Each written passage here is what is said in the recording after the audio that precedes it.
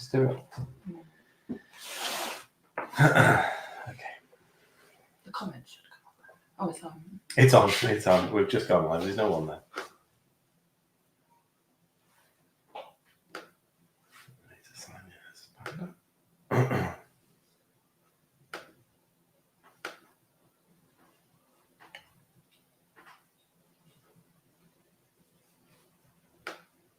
There we go. Yeah, microphone's quick today.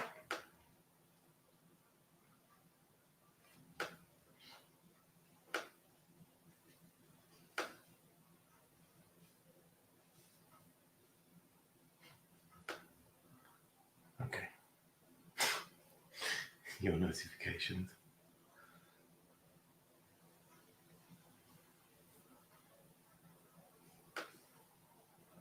Hi, Sue. There we go. We're getting comments. Brilliant.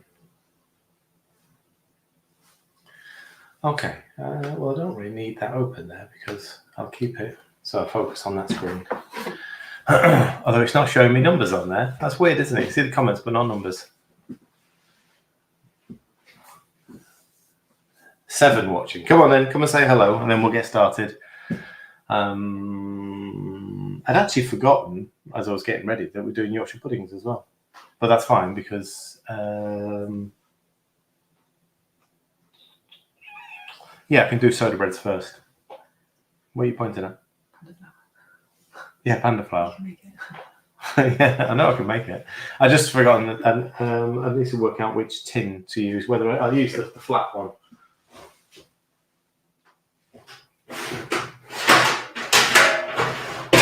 Use the flat one. Hello, C98FB1.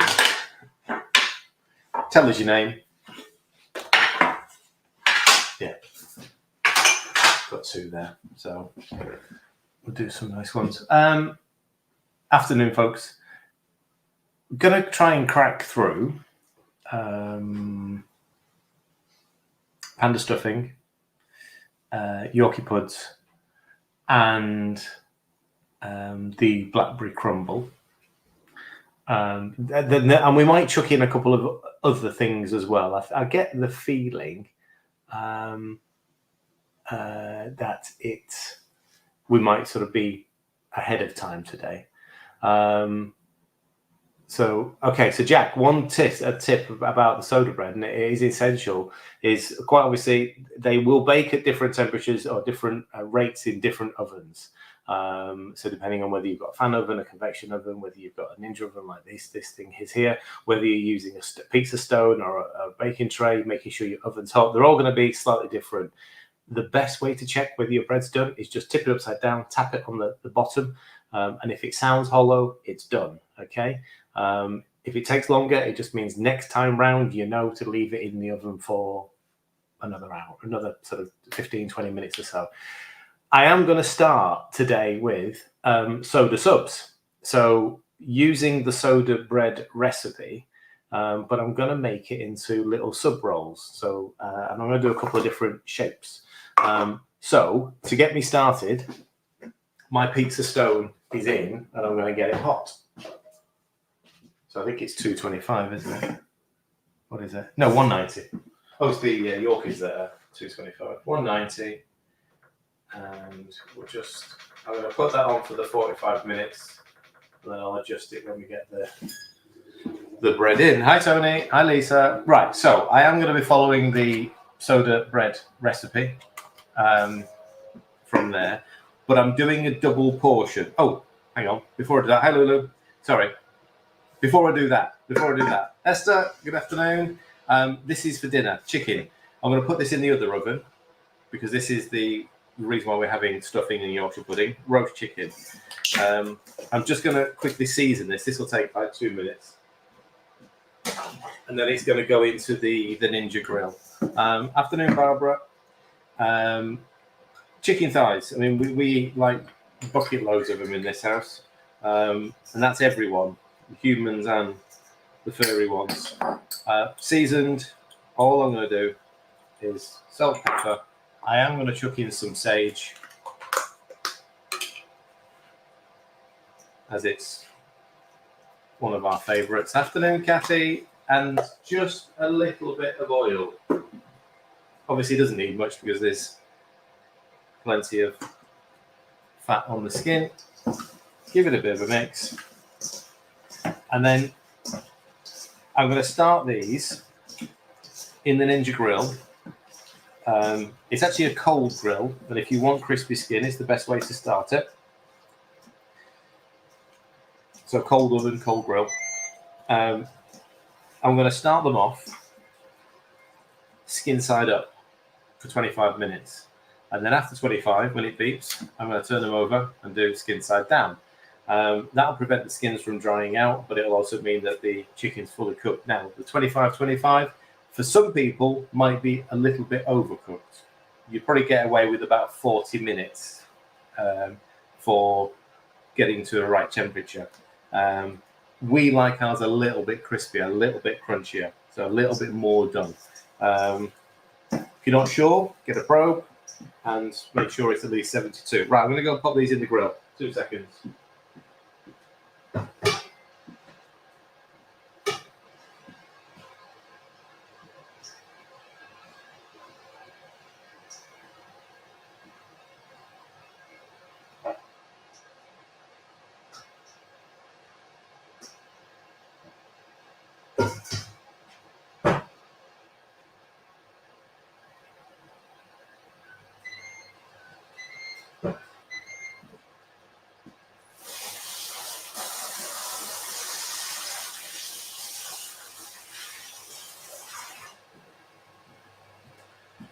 So they are just on roast at 180, 25 minutes for the first side, and then I'll flip them over. Right, soda bread.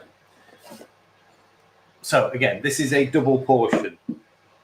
So I'm actually going to make this into 8 rolls. Okay, so the loaf probably sort of 6 portions, but I'm going to make this into just a 4. Hello, Jan. 4 per loaf. So, I mean, if I look at the macros, would it be the whole loaf? 27. So they're about 6 grams. Yeah, 6 grams per roll. Okay, let's start with Panda flour.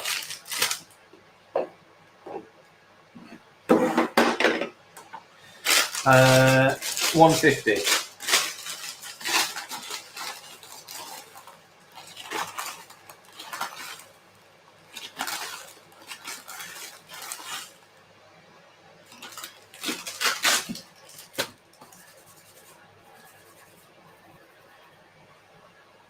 Oh, I didn't get my butter out. Oh, I'll rub it in.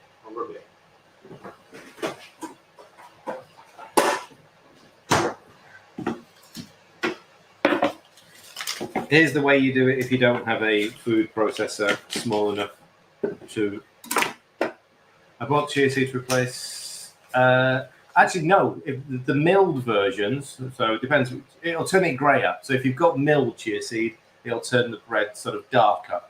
The whole chia seeds, you'll see them, but you'll still see sort of plenty of white around it. 54 grams. I mean, that'll do. So cutting the butter into little chunks. Again, don't forget, I'll keep repeating, this is a double portion, so if you're following the recipe, I'm doubling it up. Little chunks. You want it cold. Yeah, I suppose the only thing with whole chia seeds is that you end up with chia seeds stuck in the back of your teeth, don't you? If you've got, your own teeth. You still got your own teeth, Lulu. Doing well.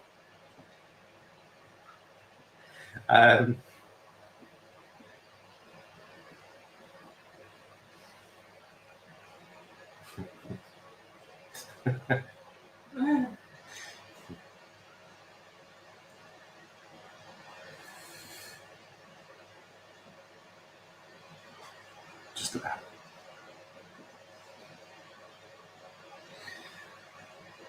So, how are we all doing on a Sunday afternoon? Yeah, we all good? feels quite nice today, doesn't it? It's sort of bright, sunny, but not like a million degrees. You know, instantly I can smell the sage from the grill. It's beautiful.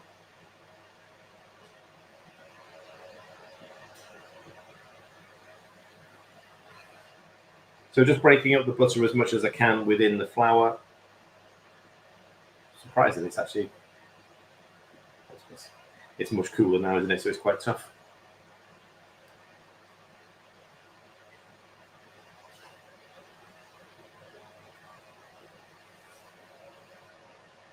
There we go, getting there now.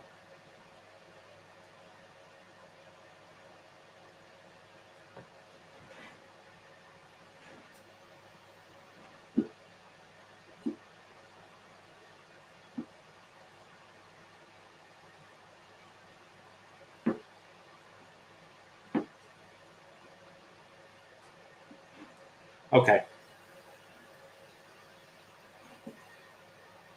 Yeah. A couple of little big bits, that's it. Right, so we need bicarbs and we need some salt into this. I'm just going to leave this plain. However, I did think I might top them with a little bit of grated cheese. So we'll bake them and then pop them out, stick a bit of cheese on top, and then just for the last couple of minutes, put them back in. So cheese topped, soda subs. Right, there we go. There you go. You got a food processor? That takes about 10 seconds.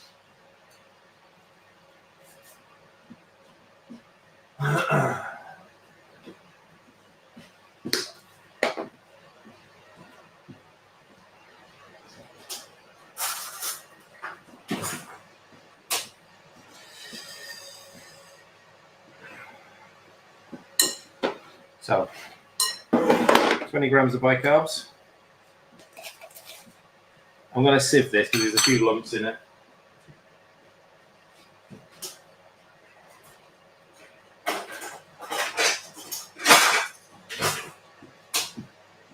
Hi, Heidi.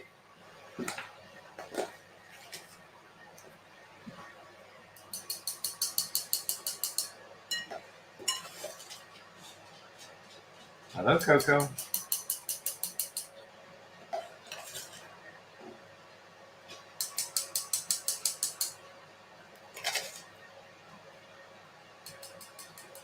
Okay. And a little bit of salt.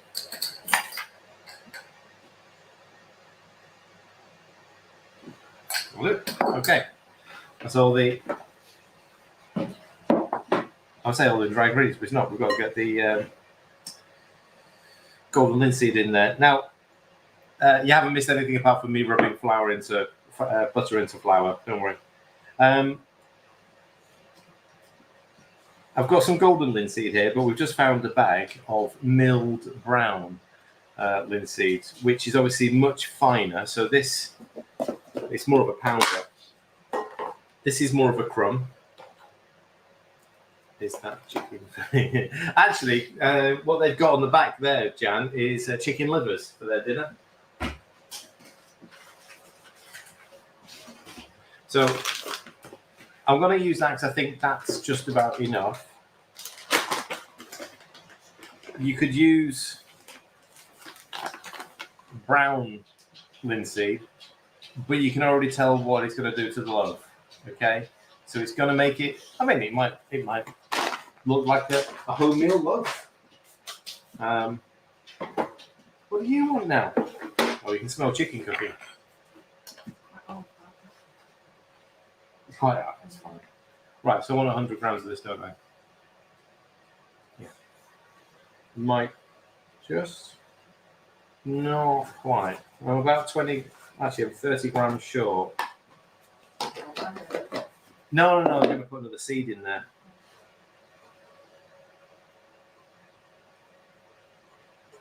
Hemp.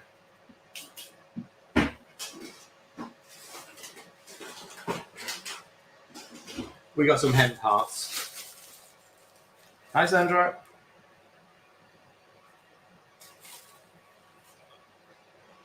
There we go. Okay.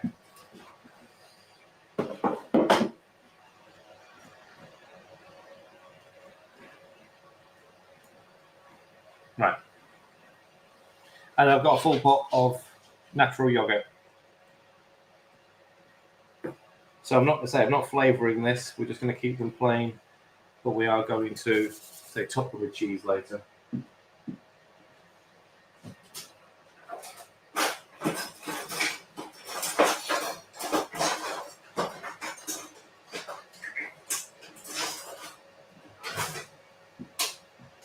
Did you use all the spatulas this morning? Are they all in the dishwasher? Oh, okay. So you don't need to blend the hemp. No, the hemp hearts, they're quite a soft seed. They've already been, so they don't the hemp seeds. They're just the centre, so they're sort of very soft already. Don't blend them. They'll just go mushy.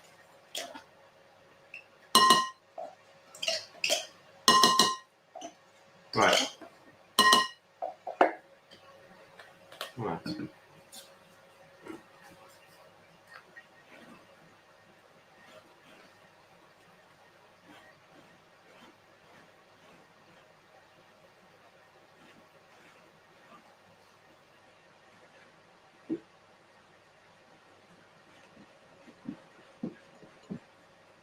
Right, we'll just get to the point where it won't mix anymore.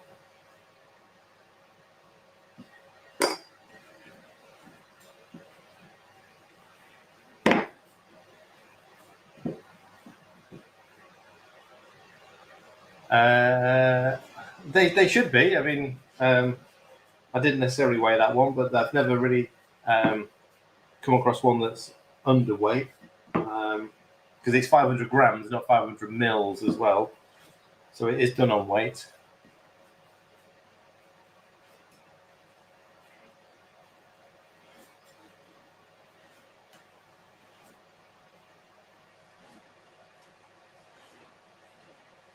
Okay.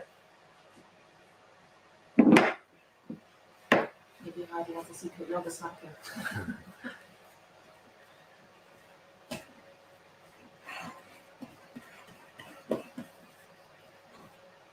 That's what he's doing, really. That's what I'm doing, Lola. Anna, did you not read the title? Yes, I'm doing sub rolls today, Luke. So let's show you what I'm going to do. That's worked out quite nicely, actually.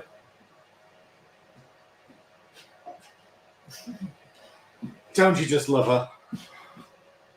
I'm going to divide this into 8 equal portions. So it's 854 grams. What's 854 divided by 8, Sue?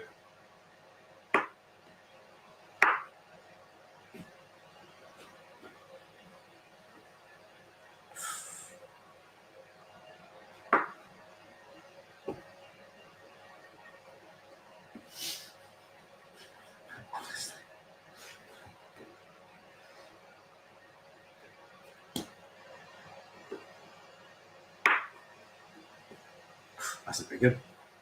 Way too big.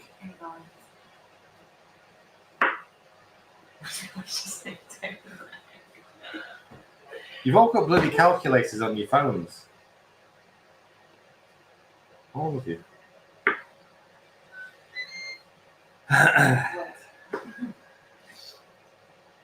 All right. We're looking at around about 105 grams per roll. All right, around about. I mean, it doesn't have to be exact. That's a 104. That's a 99. I'll steal a bit off there. There you go. That's a 101.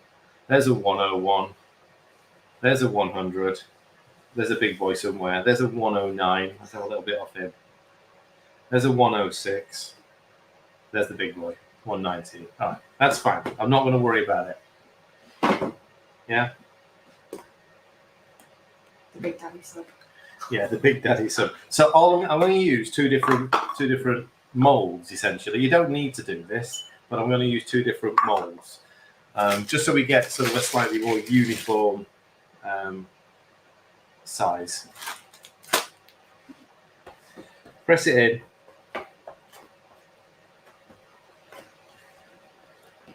Obviously, you saw me a little bit of flour in the bottom of it. You don't need to be too vicious. Just so we get a reasonable shape. There you go, you can see it there.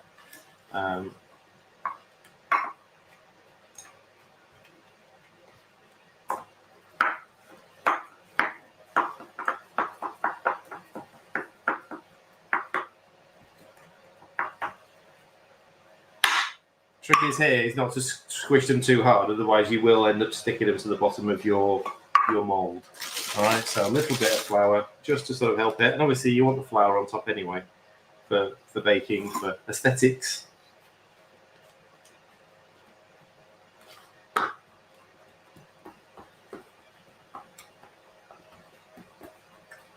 I do love it when you lot turn up, pay attention, you know, ask sensible questions. It's the soda bread recipe, maybe. I'm using the soda bread recipe, yeah. You could do this with any of the bread recipes, though. Golden Panda absolutely would work with this. Because they are going to rise. I mean, they're fairly flat there, but they are going to rise sort of enough to sort of be able to slice all the way through.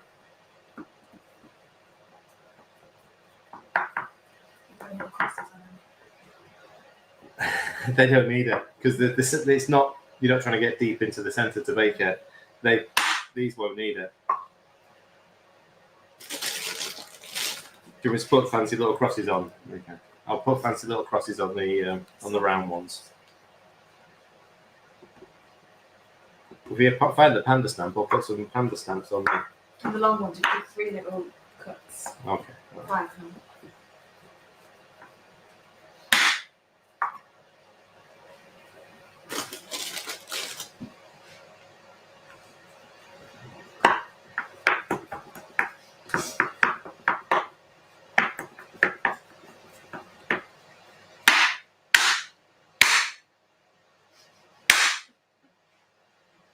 I pressed it in, but it's got a very smooth bottom.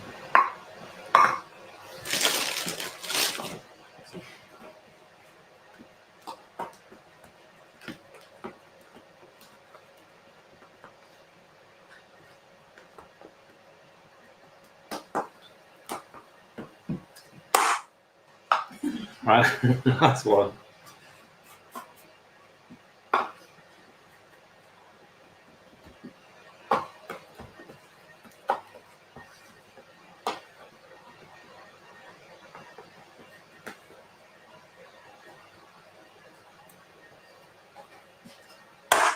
Okay.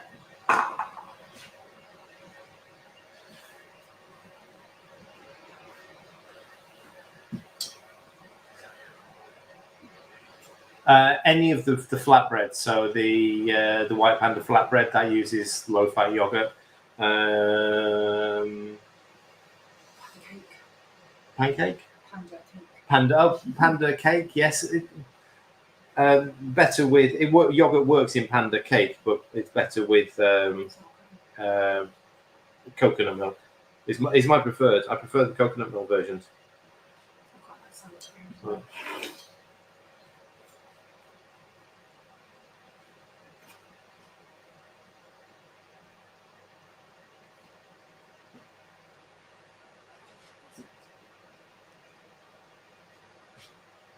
What's the macros on these then, do? There'd be about 6 grams per roll.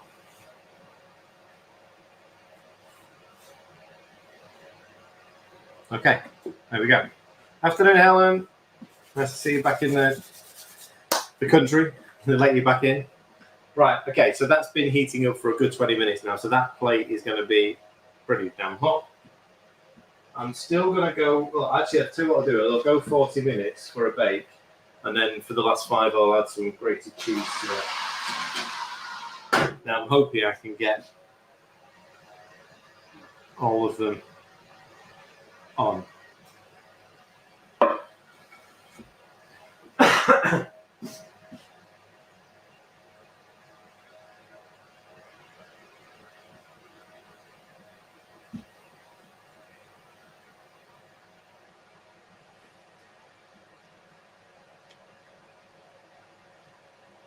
Oh yeah, go that way.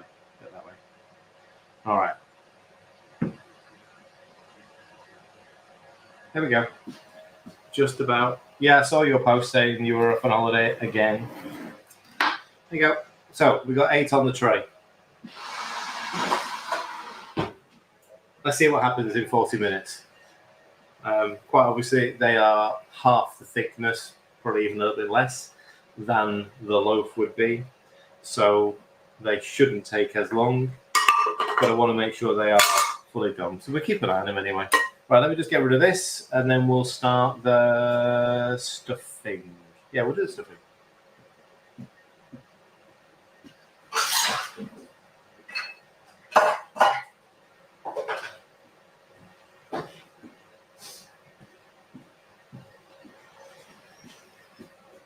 Because I need to leave the Yorkies now, although I can have the mix made for when they finish. Yeah, so see, I can't use that now until. Could you put the lard on the bottom and help it over? Yeah, I could. Yeah, I mean that can be done when checking after that 5 minutes. In fact, the stuffing can go in the bottom there because that doesn't necessarily need to be at the top. I can move that wire rack up one. Right. Okay. So stuffing. You can either make this as you would when you bought a packet of Paxo and you just mixed water in with it, and then baked it, in a tray, or turned it into stuffing balls, or you can just use the dry mix. Thanks, Karen. You can just use the dry mix, i.e. follow the recipe right up to the point where you add the water and not add the water, and then put that dry mix in with pork mince to make a pork and sage stuffing. And you can bake that either, again, as pork balls or as sort of, if you want to stuff a chicken with it, then that's absolutely brilliant. So you can use the mix either or as a fully made stuffing, which you're going to bake, serve on the side of whatever, roast dinner, or do it as a stuffing mix to go with meat. It's just the water that you're going to take out for that. I'm going to do it as a full version, which I'm going to bake in the tray there. I am going to add a little bit of chopped shallot to this one. So the base recipe is a dry recipe, but you can add to it. So I'm going to add a little bit of shallot to it. There's something else I was thinking about, but I've forgotten now. I need to make the 90-second bread first, though. That's why the egg's there. It's all coming together, yeah. So 90-second bread, page 6, Karen. Everyone turn to page 6. Page 6. We need 1 medium egg. If you've only got a large, don't worry about it. You can use a large. It just means you get a slightly bigger roll. 12 grams of Panda. So that was 53 grams. So that's the top end of a large, top end of a medium.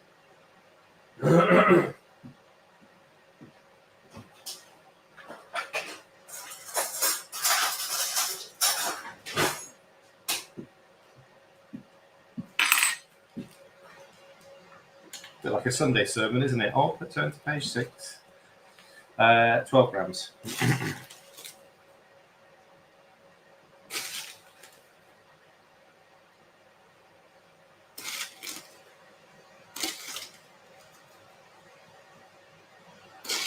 It's done an 11.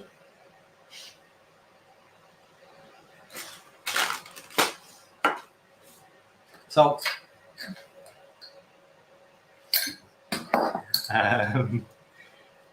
Baking powder.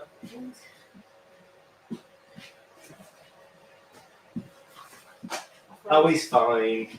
I've got a roll hanging off the edge of the plate, but he's fine. He's fine. I mean, they are rising nicely. I mean, you just about see. Yeah, you just about see. Well done, Jack. Well done. Yeah, I mean, there is this one here, I didn't quite tuck him in on the stone properly, but it's okay. Yeah, half a teaspoon, a little bit more.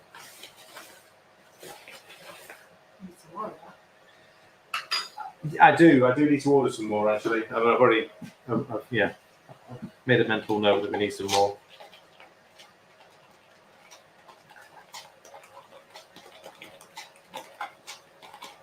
And the vinegar. I hadn't forgotten, I just like to mix in the mix first before I add the vinegar, but it starts to fizz. 10 mils of ACV.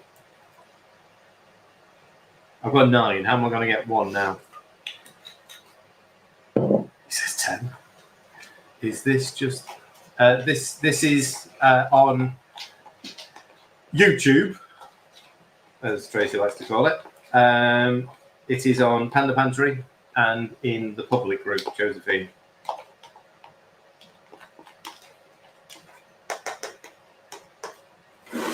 So not in the members. The reason why, because it's a closed group. If anybody comments in there, it doesn't appear here. Right, there you go. 1 90-second bread. Funny enough, stick it in the microwave for 90 seconds.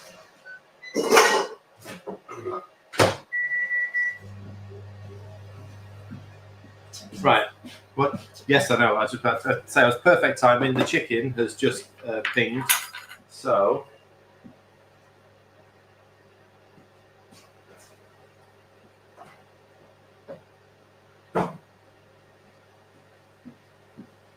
"25 minutes, skin side up.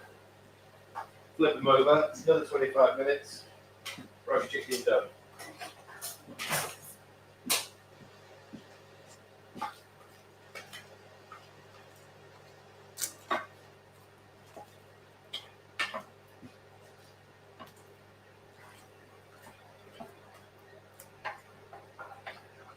Perfect. Beautiful. Okay.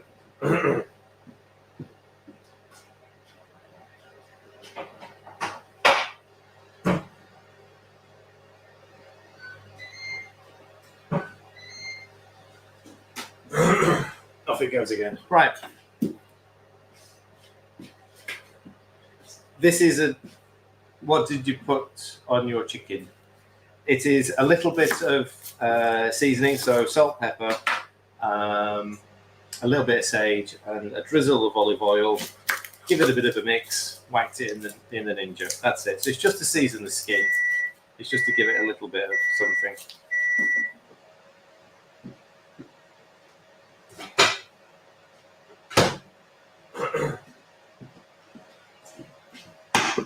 One 90-second Panda. So we'll just let that cool down for a minute.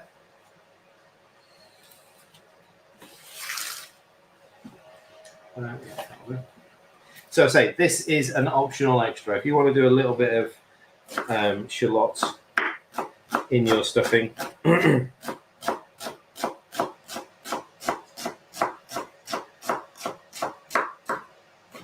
You could use a little bit of leek. Use the white part, so as close to the roots as possible.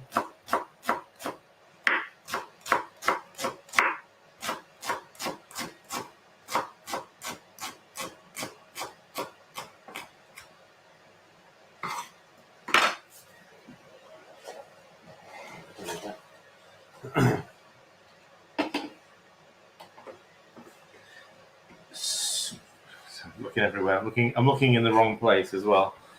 All turn to page 40, and we'll begin at the top. 1 90-second roll done. Everything else is going to go into here. I'm going to blitz that in a second when it's cooled down. Just needs a little bit more. Could you make black pudding stuffing with? Yes, you can. Absolutely, 100%. In fact, I'm surprised I haven't done it yet, but we've got plenty of it. But yes, you could definitely make black pudding stuffing with the dried blood. Just follow the recipe. I'd probably say with this recipe, it would only be about 10 grams. Because I'd mix it with the water and then pour that in to the stuffing mix, just to make sure it's fully absorbed. The hemp parts would be nice as like a oats replacement as well. Yes. Yeah. Actually, do you know what? Yeah, we maybe need to revisit black pudding with hemp heart. Because I kind of thought the pond porridge make, obviously without the sweetener. But Yeah. Okay. So seasonings: garlic powder, onion powder, rosemary, and sage. I managed to get 2 of the 4 out. Okay. So rosemary. They're all half teaspoon or teaspoon. It really depends as to how you want yours flavoring. You don't like rosemary, don't whack it in. It's not going to weigh anything. I mean, I've added that rosemary in. It doesn't weigh anything, so it's about a teaspoon, half a teaspoon. Like this teaspoon of sage is literally not going to bother the scales. Onion powder, onion granules. You know what? They're a great thing to have. They really help adding flavour. Garlic powder. Right, where have we got garlic? Garlic, no, it's garlic salt. Garlic powder as well. Again, if you don't want garlic in your stuffing, don't put it in. It isn't going to change the values, the water values or macro values. Okay. So, to that. I know, xanthan gum. Could have put some lemon zest in as well. Yes. Yeah. So you don't need to toast it in a second. No, don't need to toast it. 'Cause it's going to get baked again. So it's just to provide bulk. Yeah. To provide sort of a bit more. Otherwise, it'd go out really doughy. If you just use Panda, say double the Panda, it'd be quite sticky and stodgy. Half a teaspoon of xanthan gum. Right. Salt.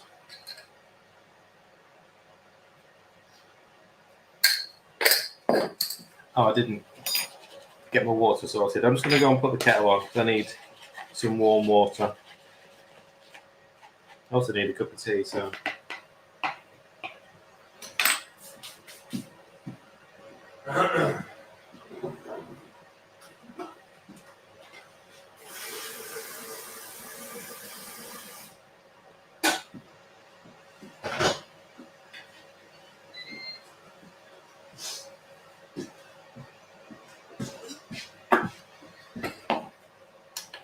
Tea.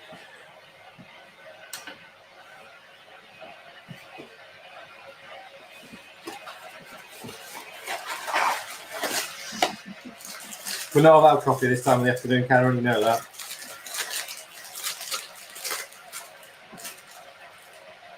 We've got an oolong Earl Grey.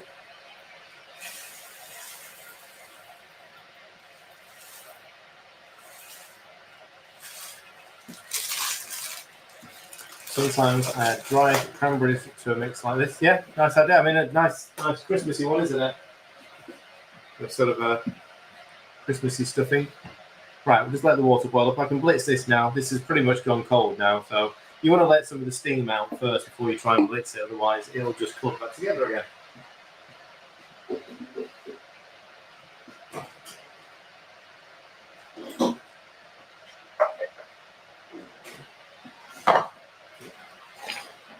Hi, Lang. Now join the club.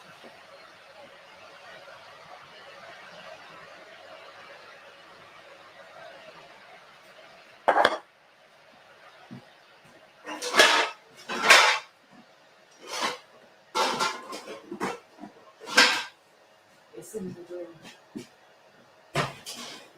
No, the blade's there. Oh, it's yeah, the black lids. Yeah, the black lid is in the grey book.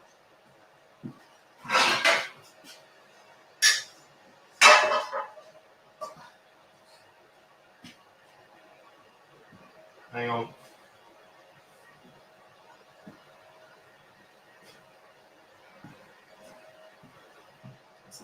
Back in 2 seconds. We've just lost power over there. Won't be long. Okay. Yeah, it's just tripped. It's just tripped. The ninja's gone off and the kettle's gone off.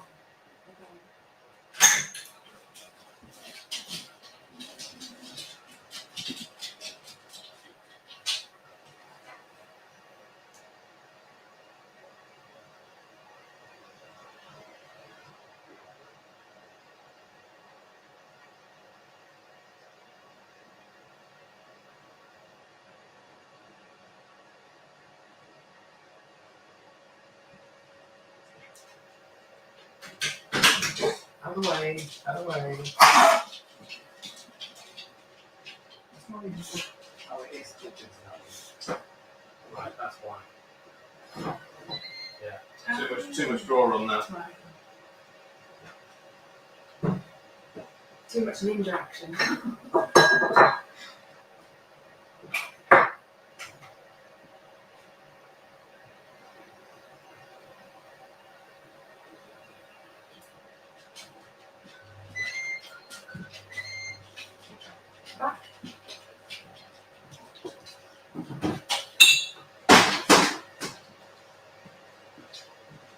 It's just too much power burning over there. Yeah.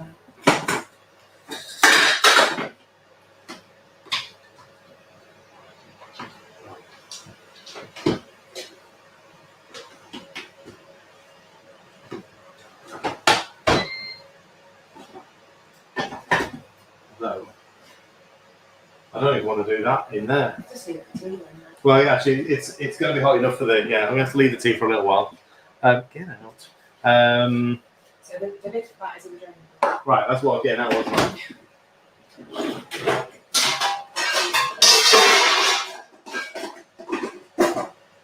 Okay.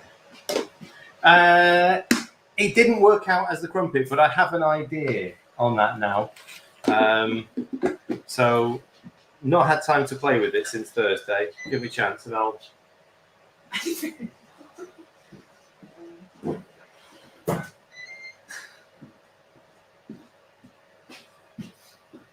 Have you ever measured how much lead you use at once? It's not actually that's the problem. It's the board that we've got and needs upgrading. But to upgrade it, we also need to change all of the electrics in the kitchen.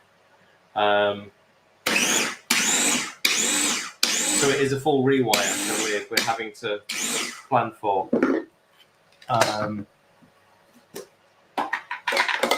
The extension got. This bit is attached to obviously the old house, but the electrics weren't upgraded, so they're just struggling, to say the least. Right, okay. Let me get back on. Add panda flour, mix well. So right, so these need to be mixed in together. Might need a slightly bigger bowl to start with.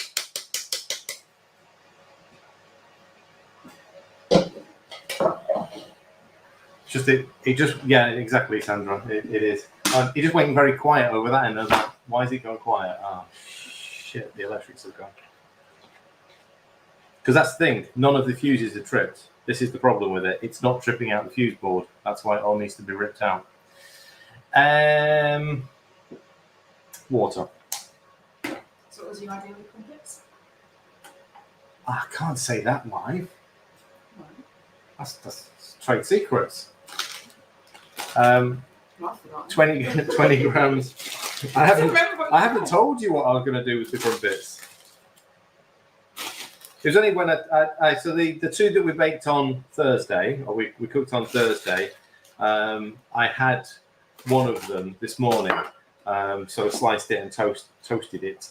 And I sort of know what will improve it, but You're gatekeeping it. But I'm not saying that now. Oh my god. Look, this is stuff that Warburtons would pay millions for. Millions for. Right, what do we need? 150 grams of water. Okay.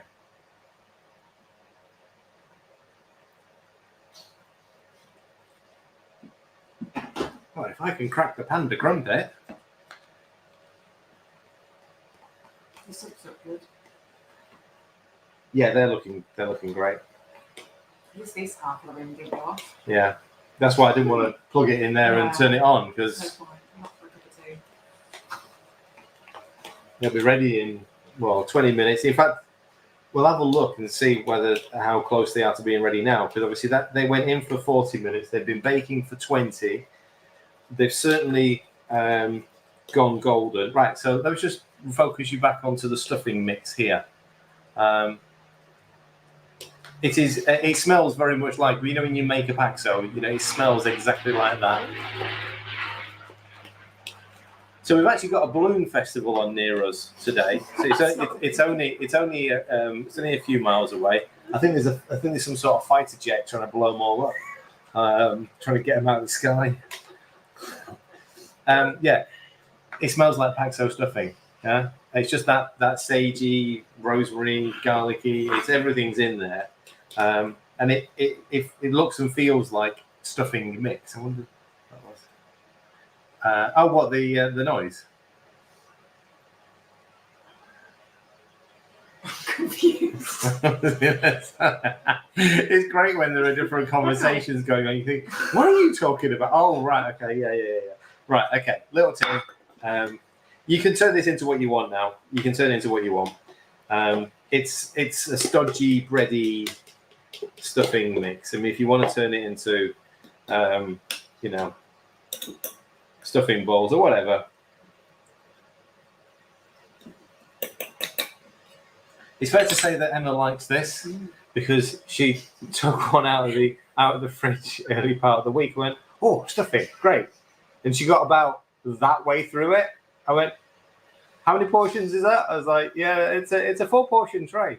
Oh, I'll leave you that bit then. So yeah, it's fair to say that it passed the Emma test. Right, I'll take the rolls out. We'll have a look. Clearly, we're not going to impact on the rice here, okay? They're not going to sink back down. So there's no risk in taking these out and having to checking them to see if they're done enough.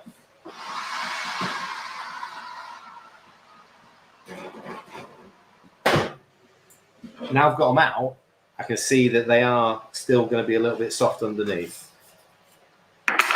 Yeah, so they're still a little bit, sort of can feel it. Yeah.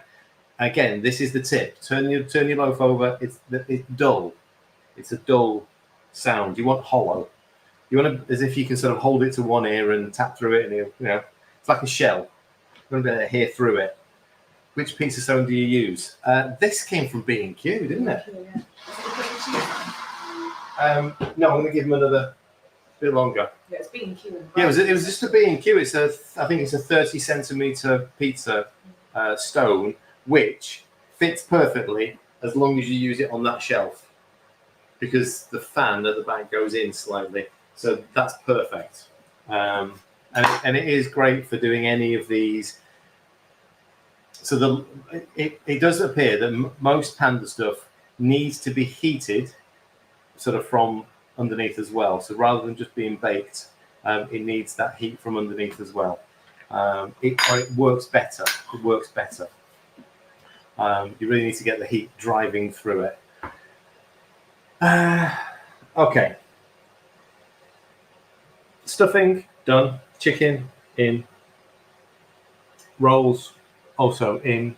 I'll grate some cheese quickly for that, so we can top them in a minute, and then I'll make the. I'll make the Yorkie batter. And then that's ready to go in. Yeah, okay. I'll leave tea until we've had a ping somewhere. We've got 7 minutes over there, so I'll be able to put it in over there in 7 minutes. What's pinging now? Oh, flip. Don't need to flip.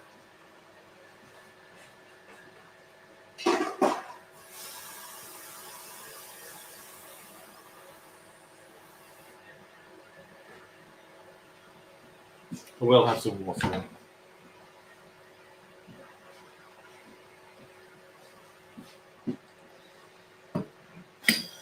Wow.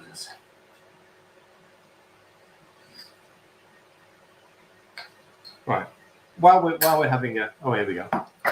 Any advice for a decent keto cheese sauce? You can make a really good version with things like mascarpone. It depends how dense you want it. I haven't shut the gate.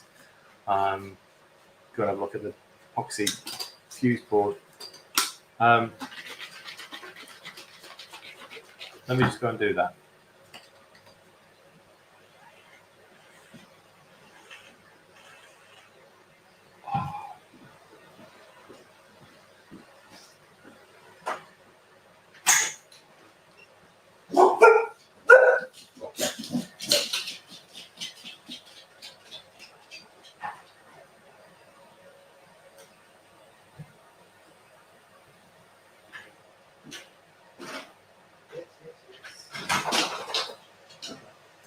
bechamel, it's the cheese sauce you make. Yeah, so you've got several versions you can have a crack at.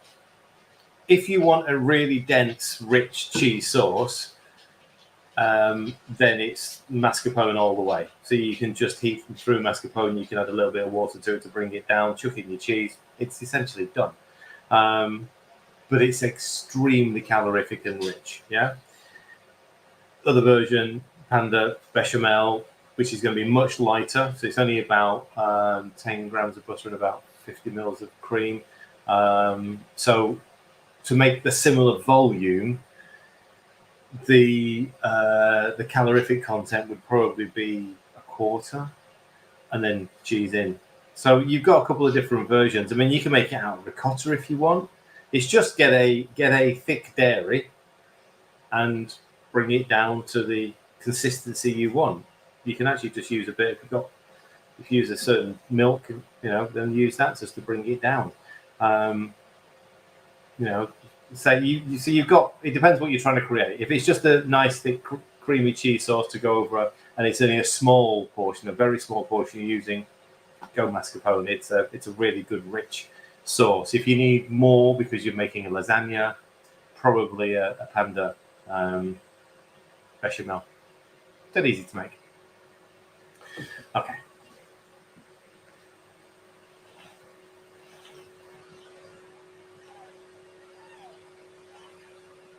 Strawberry galette is absolutely, definitely freezable. Anything that you bake at home is freezable. So if it's baked, it's freezable.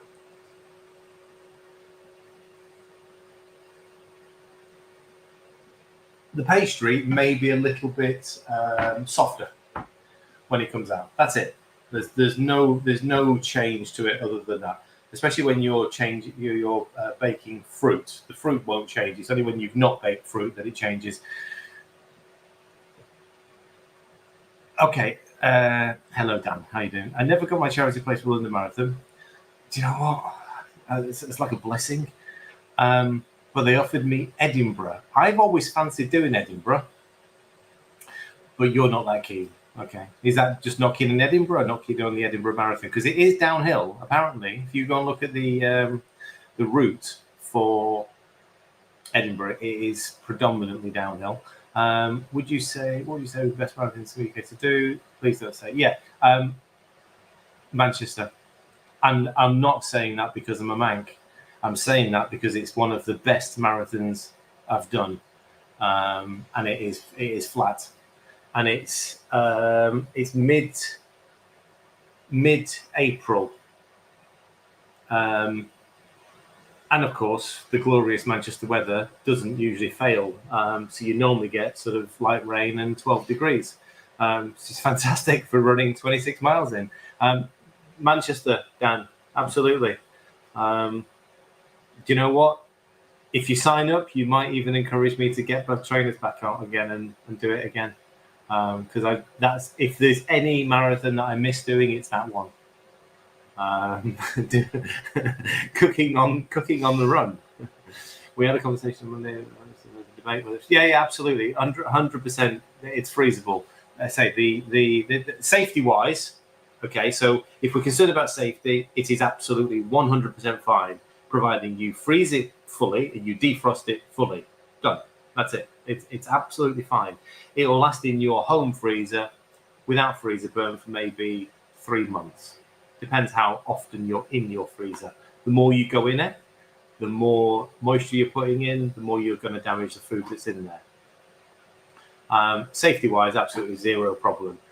You will have a small change in texture, say on the pastry, but minimal, absolutely minimal. Just don't be tempted to reheat it. Then you're causing yourself problems. Yeah, go for it, Dan. Go for Manchester. It's not an expensive one to go into. You know what? It's really, really well supported. There's only one stretch where there's not a gathering of people. And in fact, I think the last year I did it, they changed the route just because I think they got a few grumbles that there was one stretch where it went through can't think of the. Is it Alderley Edge? A little bit of countryside. It's about 2.5, 3 miles. No one there. Literally no one there. So Boston, but a very short version of Boston. It was horrible. But the rest of it's fantastic. Really is fantastic. And I know the last time I did it, it was the first year we went through the city centre. So well worth it. He's getting loud out of the fridge. You are, sorry? He's getting loud. Oh, yeah, that's fine. All right. Chicken's cooked, which means I can now go and put the kettle back in over there. We're not going to blow a fuse. Let me go and get the chicken out first.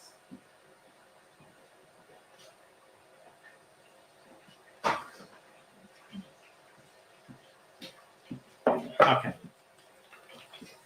Beautiful.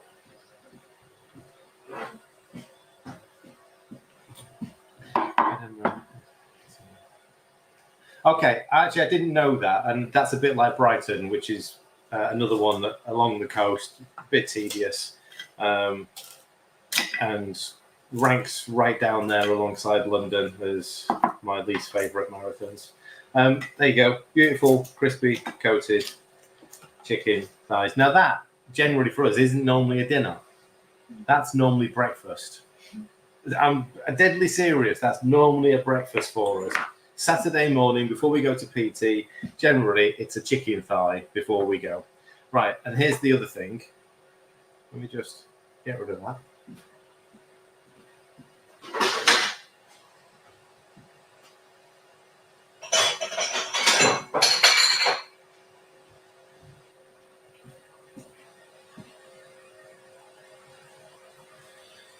For anyone only just getting started, when you've roasted your chicken, pork, whatever it is, this is the best cooking fat you can use. It's completely clean. So you've got golden chicken fat there. That is the best thing you can use. So same if you're going to roast a leg of pork off or beef, you're always going to get sort of like a layer of fat in the bottom of the tray. That is the best stuff you can use. Absolutely. So don't throw it away.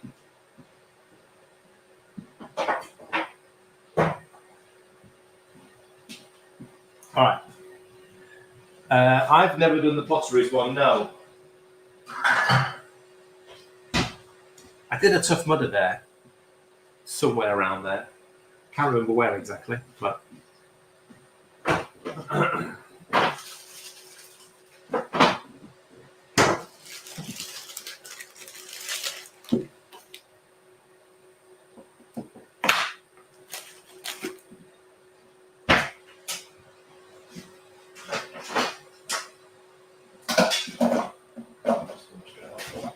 Right, rolls are nearly ready, so I'm just going to do a bit of this.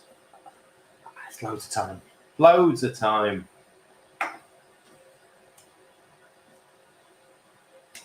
Oh yeah, okay. Uh-huh. Tea. What's that? The doubling up on The doubling. the cake to make the pudding thing. Oh, the mug cake. Mm. Yes, sorry. No way. Hang on, what month are we in?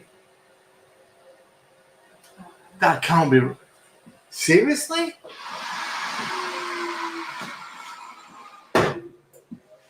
Wow. I never would have thought that it sold out. Because it's April next year. Wow.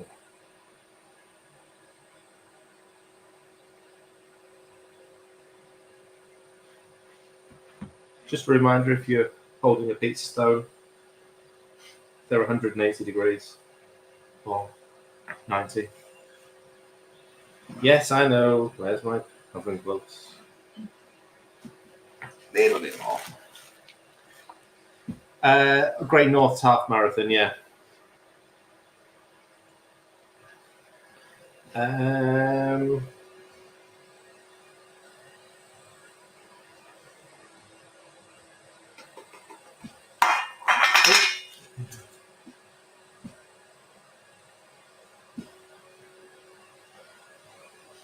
Right. Okay. Well, that's incredible. Absolutely incredible. Literally just going to give them 5 minutes. I'm done. Just done. There definitely is a marathon in Nottingham because I think I've looked at it before. Nottingham match? Dan, Barcelona. What are we in about? Barcelona. Early March? You'd love to go out Barcelona. That is a stunning one.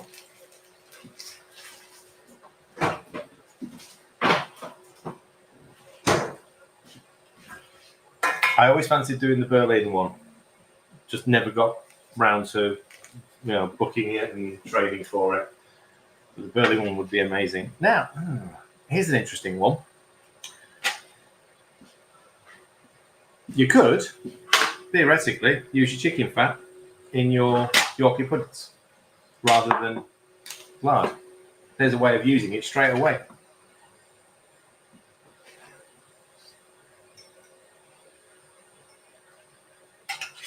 So you do one, I think the recipe calls for like 10 grams of lard in each tray. So I'm just putting, this is a small teaspoon, so I'm just putting like 3 teaspoons worth of fat in there. And then we're going to, when those rolls come out, which is only a couple of minutes away, we'll put that in and we'll get them hot. Right. I'm going to go make the tea.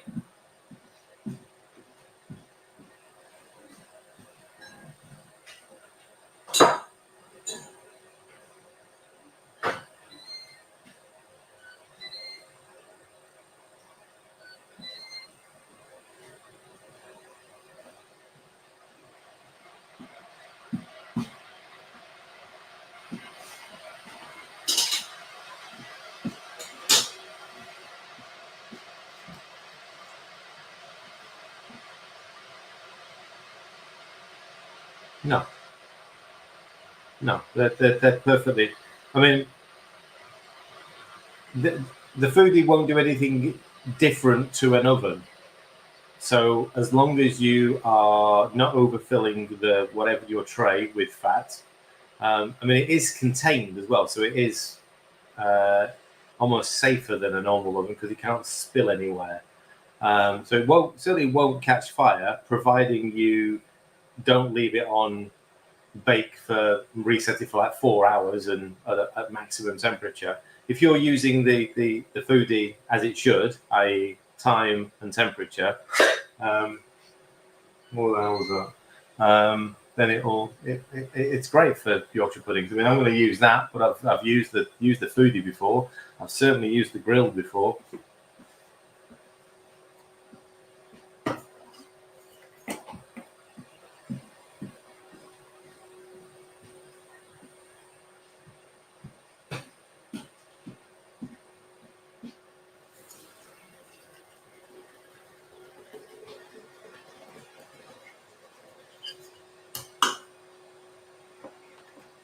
Yeah, I mean, it's, there's no difference of roasting meats in there, joints of meats. Also, think about it, the foodie has a grill setting, and you actually have a grill rack. So the food is directly underneath, it's as close as it possibly can be, to the element. They are meant to cook like that. It won't set fire because it's just not possible. It's heat. Right, which one? Okay, that one. Okay.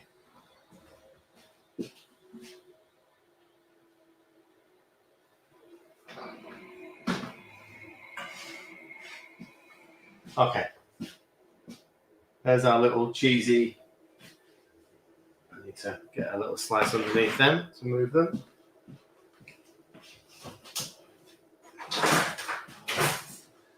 So they were baked for 40 minutes. Let's just have a... Yeah, right. So because they're thinner, I'm not getting that hollow sound, but it's firm. There's no dull sound here. It's firm. I can feel it that they're done.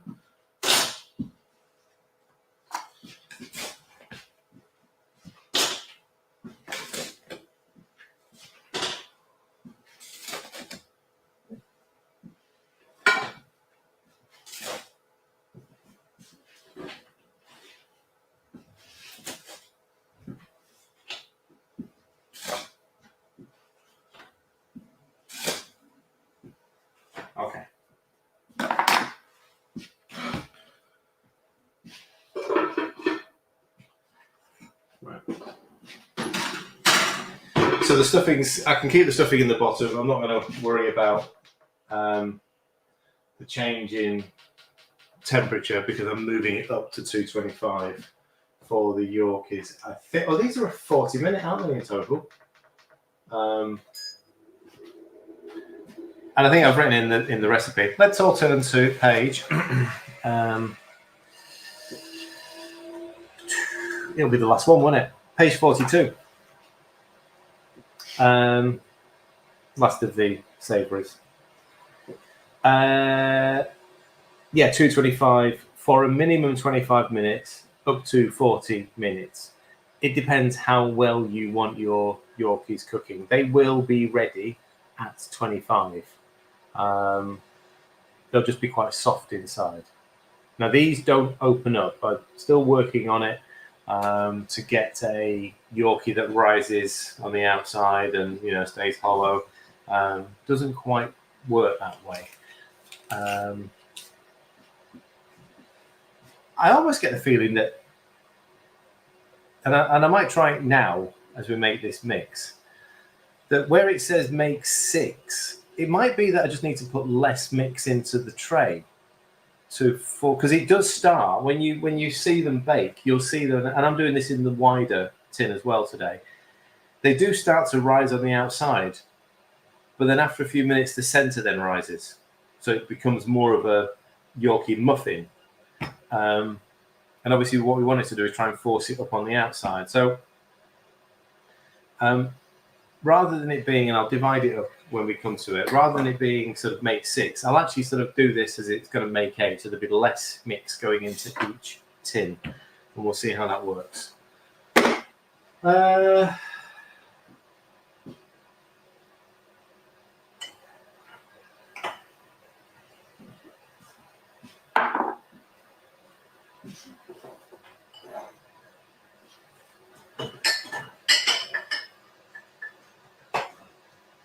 Good news. Looking for that. Earl Grey oolong, if anyone wants a little. Made a sausage wrap with potato now. Yes. It tastes great. It tastes great, and we had the Panda in the hole on Thursday, and that was fantastic. But it's a softer Yorkshire pudding.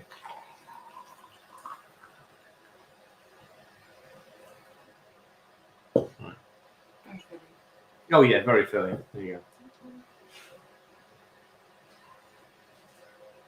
go. Oh yes. Okay. In a large bowl, combine cream, eggs, and water. Without a hole in the bowl. Yeah. How about we haven't got any bowls left? No. I did save one. No. I saved one.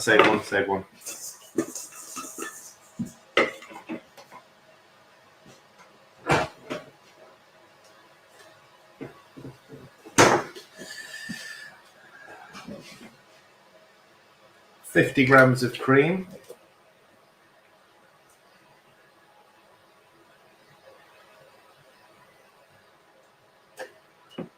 Uh, 150 grams of cold water. What did I say was the third thing? Oh, the eggs. Of course, yeah, 2 eggs.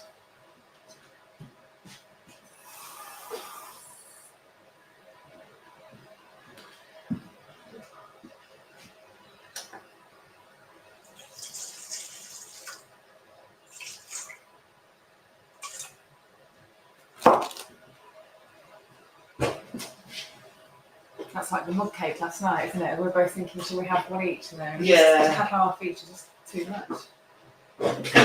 Yeah, we made a mug cake, which we added some of the rhubarb and raspberry jam mix to, which is really good. Really, really good, actually. If we get a chance. Still got a crumble to do. We might do one now. Otherwise, we'll save it.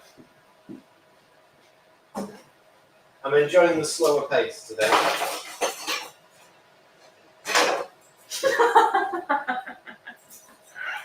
Seriously. I use that to Yeah. cook.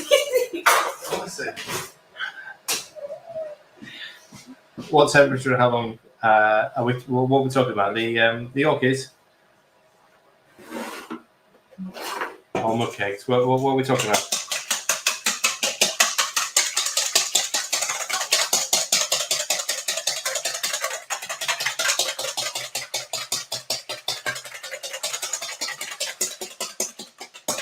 Okay. Add the flour. Oh yeah. Where's the dry bowl one? Oh, I can't use that. Use that one.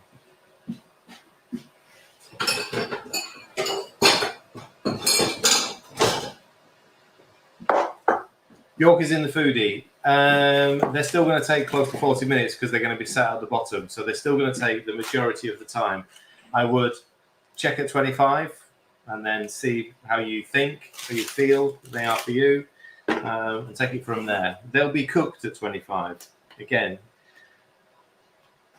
there's the difference between are they safe and where do you prefer?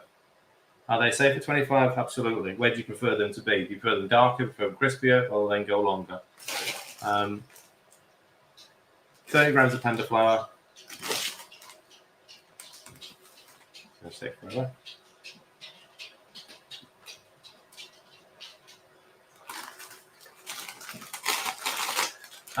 Quarter teaspoon of xanthan gum.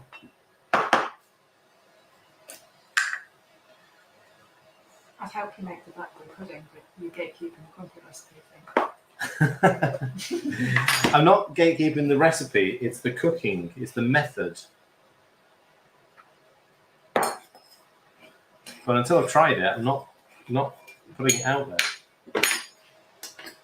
Otherwise, I'll have a million questions asking why didn't it work? Well, I don't know because I haven't tried it myself yet, so I just have to wait. Right, a little bit of salt. That's it. So that's the flour ingredients. Into the liquids.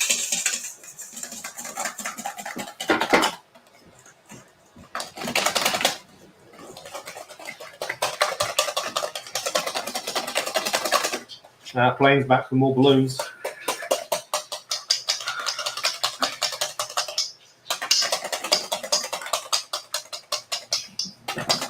Actually, thinking about it, I can do the trial now. Well, not now while we're live, but I can certainly do the trial because I'm only going to use half of this mix. I'm going to have half of it left.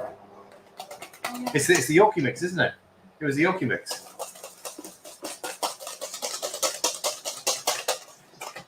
Oh, I think No, you don't.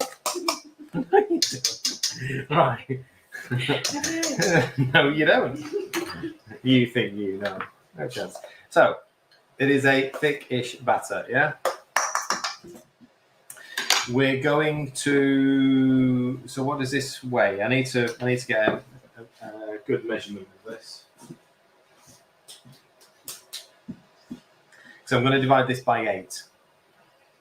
Hi, Eileen. Excellent. Welcome. So yeah, we're going to do this as if it makes 8 Yorkies rather than 6, which gives me enough to trial the crumpet recipe. It's sort of like it's like a Yorkie crumpet. It's not the same as the normal crumpet. Right, 322.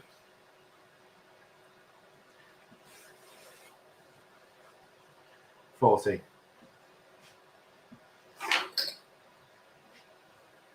322 divided by 8. 40 grams and a quarter.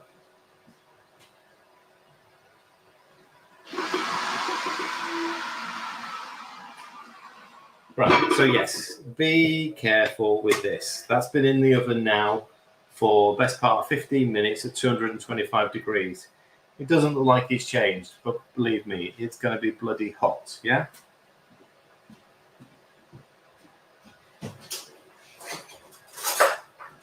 So we're going to add 40 grams of dough to each one of these. Yeah, so Eileen, getting back started means going back to the beginning, starting simple. Not overthinking it. What's the first meal you're going to change or make? What impact can you make with tomorrow's meals with what you have in the house already? It's not about trying to change everything in one day. It's not about trying to succeed and be in ketosis by 7 o'clock.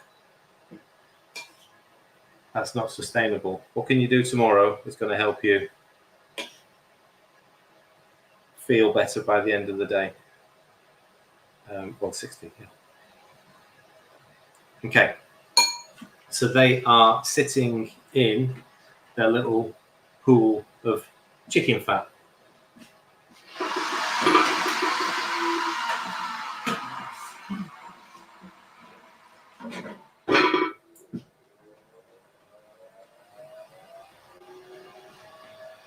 I'm going to, it's not quite done,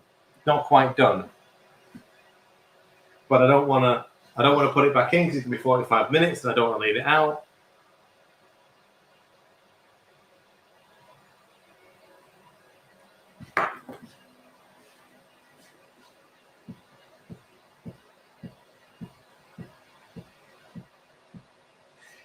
Actually, at 25, they won't go down anymore. So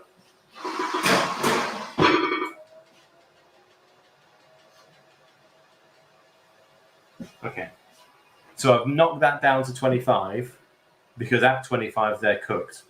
They're going to be as risen as they're going to get. I can then take the stuffing out at 25. Too much power, Karen. I can't do it. I can't have two on at the same time. That's the problem we're having. I can't do it.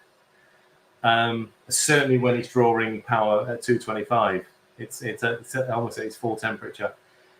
So 25 minutes will. It's not enough sockets either. It's the state of the wiring. It's not the sockets. We've got loads of sockets. They're all disconnected. Every socket in the kitchen is disconnected. Rub some sticks together, fine. Yeah. But anyway, 25 minutes. The Yorkies will be up. They would have risen as much as they're going to, regardless of.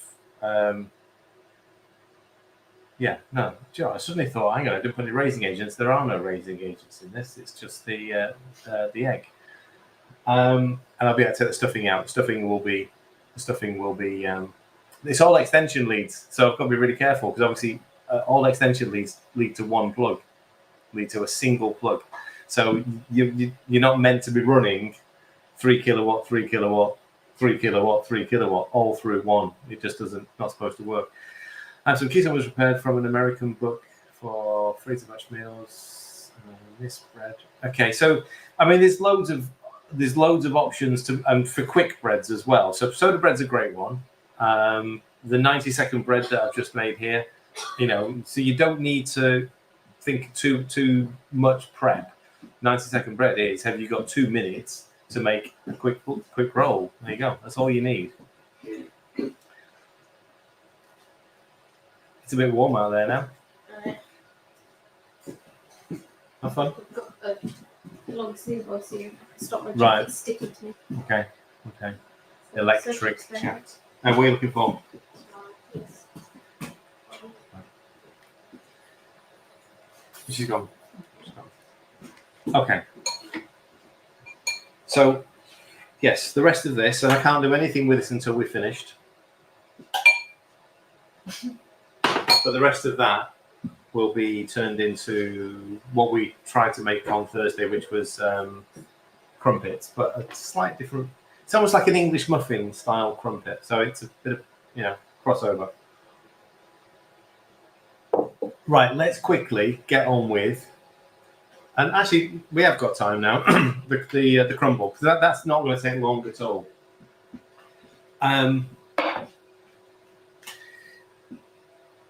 We picked these in the local fields last week, popped them in the freezer. Ice cream's here. Who wants an ice cream? Every time, Sunday.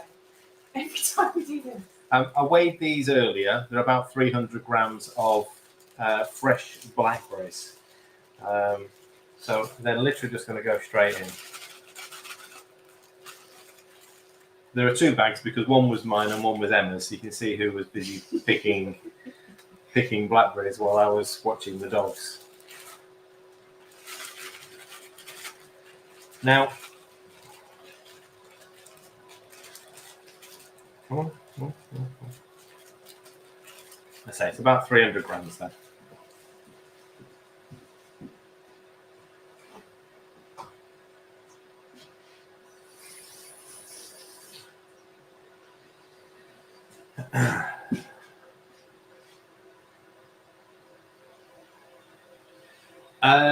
Things like Scotch eggs, perfect thing to use as a backup.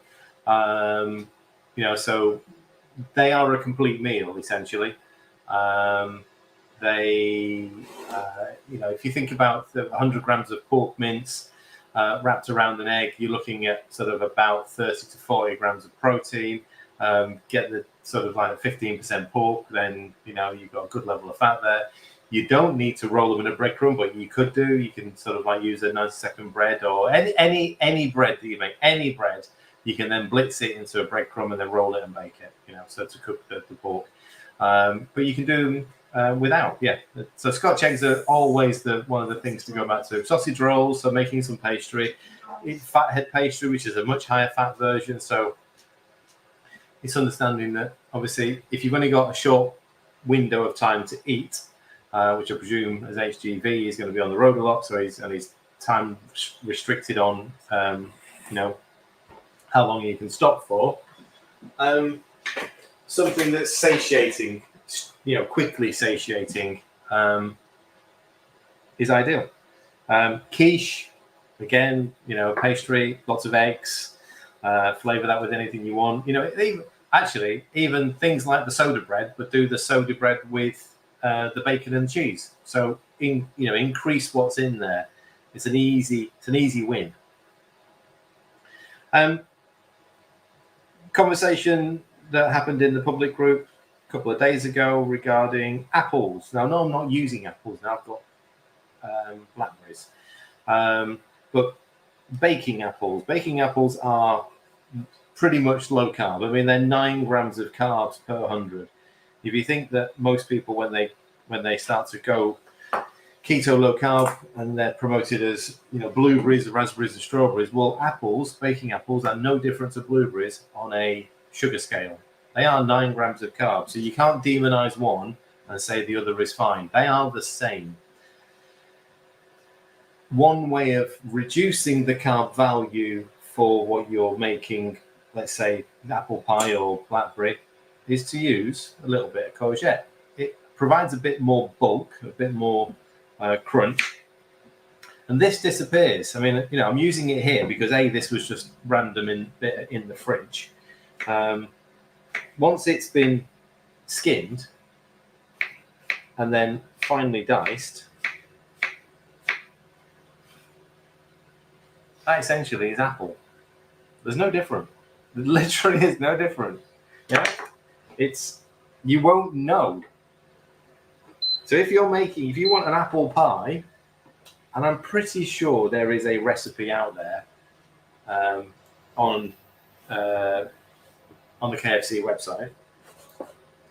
Pretty sure there is. It'll contain. This is all we could muster, Jan. This is it. This is all we have in England. Yeah, we got the last one. Apparently, there's somebody in Cornwall storing it all. You could go sort of like, 20%, 30% courgette. I've even done it where it's been 50-50, 50 apple, 50 courgette. Cooked it down, made it into a stewed apple, and served it. And no one's gone, oh, there's courgette in this, because you can't taste it. So this is an apple and blackberry crumble that we're making, but it's an appleless apple and blackberry crumble. Yeah? Does that sound good? Yeah. Now, for a little bit of apple flavour, I've got an apple flavour drop. Special ingredients. Again, we're asked this. Go away, Sue. We're asked this on a regular basis. Where do you get them from? They are called special ingredients. That's it. Just Google special ingredients. They sell stuff like this. I did see somebody saying, "Oh, they're expensive." These are not your standard shop bought things. These are not an extract. this will last you months and months and months. In comparison to those tiny little bottles,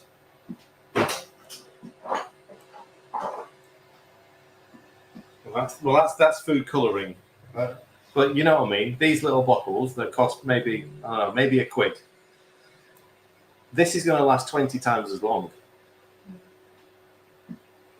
Because it's not half a teaspoon to a mix. It's not, 5 mils of vanilla extract.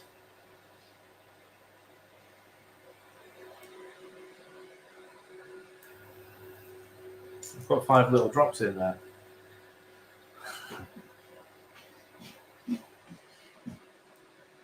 There's also the distinction between what is cheap in the supermarket and the flavour that you get.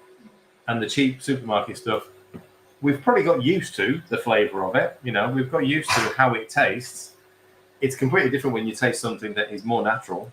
So the apple, and I can smell it right now, the apple essence or extract, flavour drop, smells of freshly cut apples. It's a completely different world. Right, I am just going to heat that through.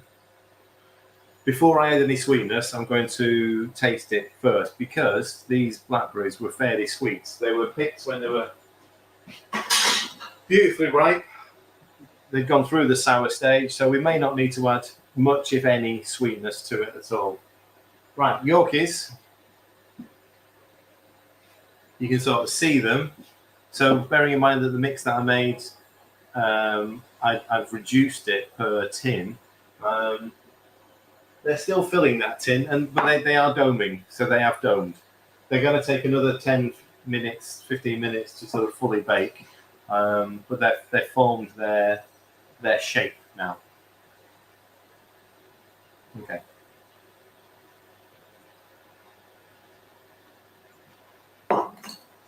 Yeah, so the natural ones in the supermarkets, and you'll generally find 2 or 3. You get the lemon. It's one brand, isn't it? I think we've got some of that lemon stuff. Or has that gone now? Same as the rose one. Yeah. So, near the cocoa, the rose one. Oh yeah, so there. Yeah, Massey. Is it Nielsen Massey? It's at the top there, but yeah, I know what you mean. Yeah, so those bottles, which are, I think 50 mils, but they're not as concentrated as these drops.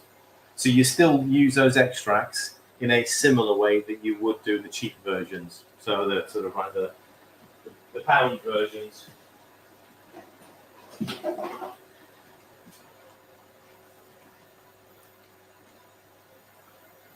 Okay, I've added no water to this at all because obviously there's a lot of liquid in the blackberries. I want to cook them through. If you want to thicken this, almost like a jam-like, so I'll show you. Just turn that down so I don't want it to burn.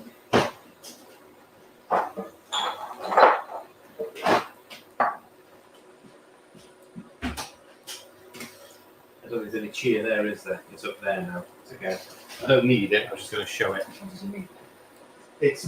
I've used what was in there. I remember seeing a ton of it up there. So if you want to thicken the fruit so it's more of a jam-like texture, then you've got 2 main ways of doing it. One would be to add about 10% of the fruit volume in chia seeds. If you're using 100 grams of whatever, strawberries, blackberries, then about 10 grams of chia seed into the liquid, and that will help thicken it up. However, not everyone's a fan of chia seed. So the other thing you can use, this has been kicking around in the cupboard for absolutely years, is something called agar. So it's a natural thickener, very similar to gelatin. However, it is plant-based.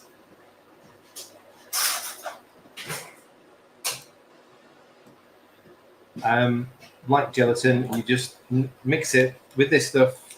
I'm going to mix half a teaspoon. Just going to give it a little bit of cold water.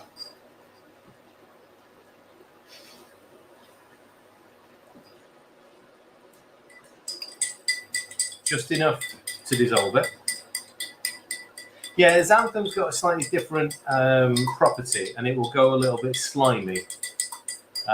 This is more for jams and desserts. So it goes into that cloudy liquid. Now the difficulty with agar is that it has no impact while it's hot. So xanthan gum, you throw xanthan gum in there, it'll go thick. So you know where to stop. You know how much to.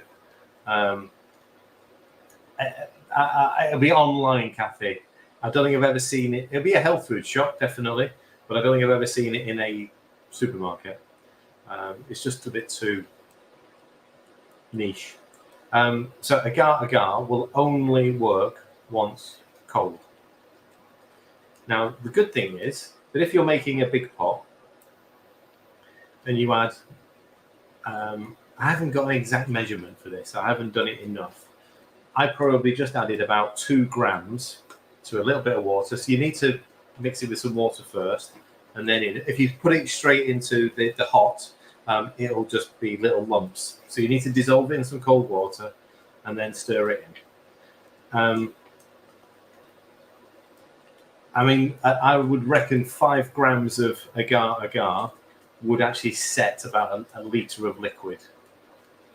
But you don't know it's set until it's gone cold, okay? But the good thing about it is that once it's cooled, if it's not thick enough, you can reheat it, add a little bit more agar, and then let it cool again. It's one of those compounds that you can keep going at it, keep heating it, letting it cool, and seeing where it sets. Now, don't be surprised if you end up making an actual solid jam, because you might think it needs a bit more, but if it's not fully cold, and we're all in a bit of a rush sometimes to sort of get things finished, it has to be cold, not just cool, it has to be cold.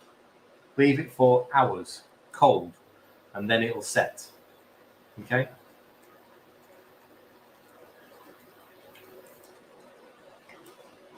I can taste the apple. That's 5 drops in there. I would go just a little bit of sweetness in there, but really not much. I have to say I've added no water. It's gone quite thick. It will set a little bit more when it's... husband puts a spoon of jam on a plate. And he said, yeah, actually, that's a great tip. That's an absolute fantastic tip. I forgot about that. That's right. So take a small amount out. I mean, a cold spoon, a frozen spoon. Take a small amount out and see how the texture is for you. Yeah. I mean, I'm probably adding 20 grams of sweetener there. Absolutely no more than that. It just doesn't need much. Don't forget, the crumble itself will have sweetness to it as well. Yeah. Oh, yeah. And the courgette is soft. And it is the same texture as stewed apple. It's crazy, isn't it? And I know some people will think that we're batshit bonkers because we're using courgette instead of apple. But you know what? Doesn't matter. Doesn't matter what they think, doesn't matter what they say. It'd be right. It is. They'll be right. We are batshit bonkers. However, I would prefer to not miss out on my apple and blackberry crumble by just swapping out something that might be higher in carbs. Okay, crumble, dead easy. I haven't got a blitzer.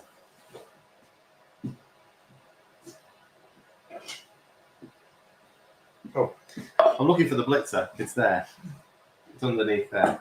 What did I do in that? Oh, it was just bread, wasn't it? Just bread. I can reuse that one. So I'm going to do 2 small crumbles. We've got lots of jam left.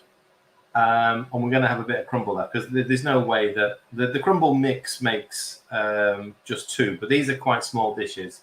So I'll probably get 3 out of it, to be honest. All right. Yeah, so they're going darker, more golden, so we're all good. I'm going to refer to the recipe because I've got various things running through my brain at the moment. Sweet crumble topping, page 74. 35 grams of Panda, 15 grams of sweetener, 50 grams of butter, and then there's some adaptions you can put to it as well. Okay, so let's start with sweetener.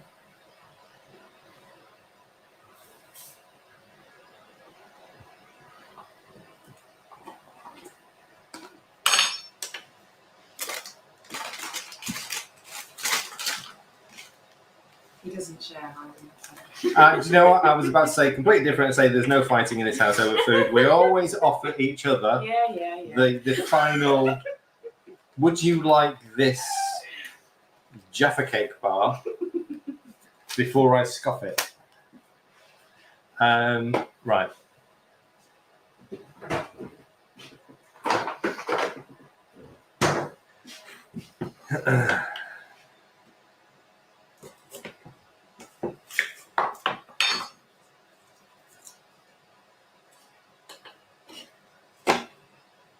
$55. That'll do. All right. So again, I'm just going to cut it into slightly smaller chunks to make it easier for the blender.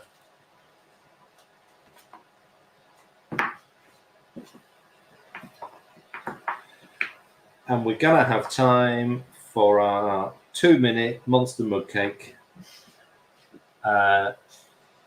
So we were trying to, when we were looking for recipes to do, looked at the summer pudding. Doesn't quite work. I mean, I will be able to create a version of. Hold that thought, Jan. Hold that thought. So there are a couple of adaptions, and when Jan's just sussed out one of them. So this is the base. Yeah, this is the normal base to the crumble.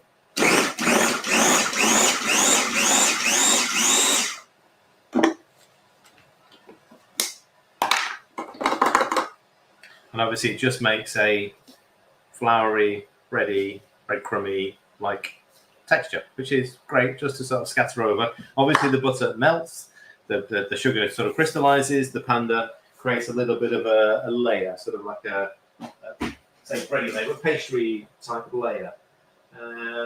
But we've then got, and you can use ground. So I quite like ground almonds in my crumble. What percentage would you replace the Panda to have both? You don't need to replace, you can just add in just a little bit. Now to that, I'm just going to add, and that's what, 100 grams there. I'm going to add about 20 grams. This is flaked almonds.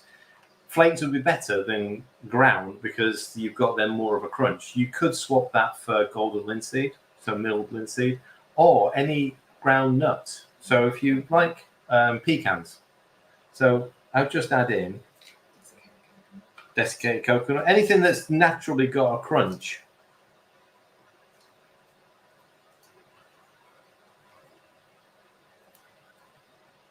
There you go, 20 grams. And I'm only going to, I took the blade out, didn't I? Don't take the blade out.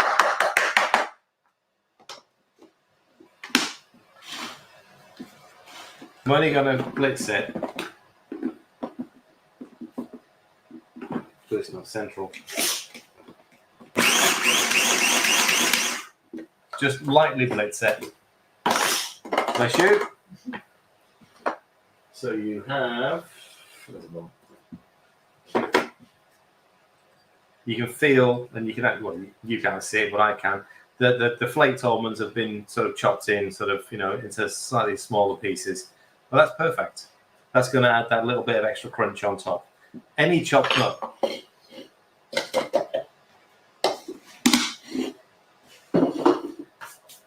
Oh. So.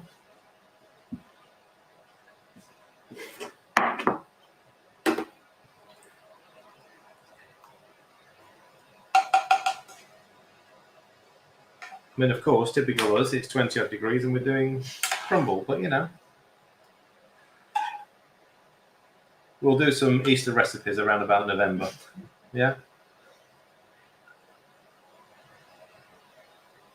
Is there 0.11? Yeah. Okay, that was right. So I put it. I thought I zeroed it, but it's 120 grams in there. I was going for 100 grams. I mean, you know, 100 is quite a lot of fruit in there. Yeah, there you go.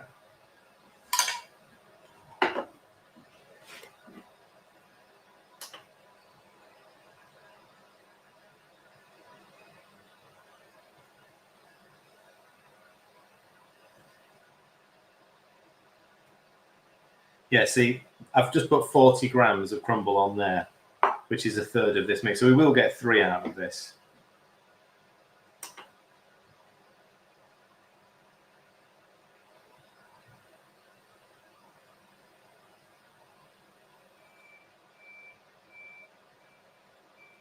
There we go. So we've got enough for at least another one there. Right, that can go into the oven once the York is, in fact, 12 seconds. So we've got Panda Stuffing coming out and Panda York is coming out.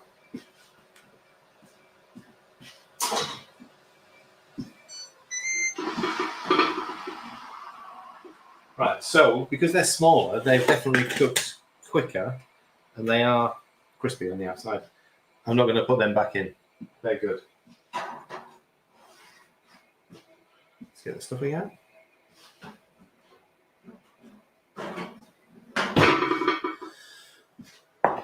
Um, 190 would be good for the crumbles.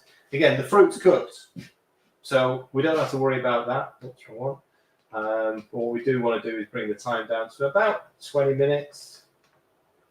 This is more about aesthetics than anything else. That's what I did crumble on earlier. Yeah. 190, 20 minutes. So, you know, cook it until it's as golden as you want it, because there's nothing in that that isn't ready to eat, essentially. You could eat the crumble topping raw. It's just flour and butter. 170 the foodie. Yeah, maybe a little bit higher, 180, because you want the golden crust. You know, you do want sort of colour on there. Okay, let me.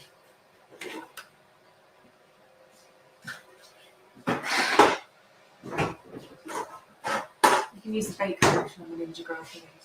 Bake function. I mean, it's single setting, same setting. Bacon and roast. They're the same setting.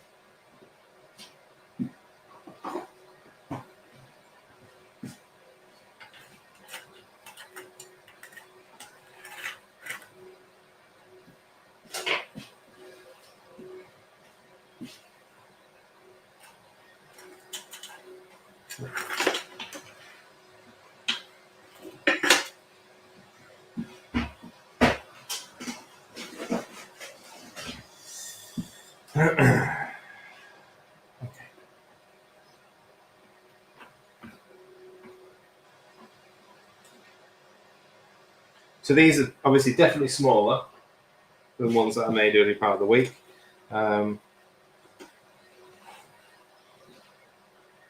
However, yeah.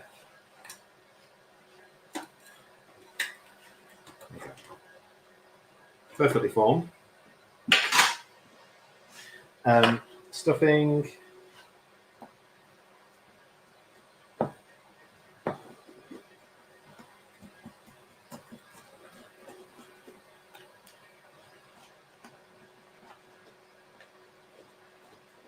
I want to see if it comes out as a loaf. Normally, it'd just be a spoon job to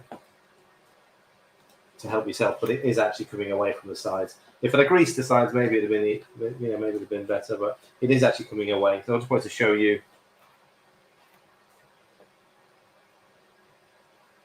There we are. We're essentially out.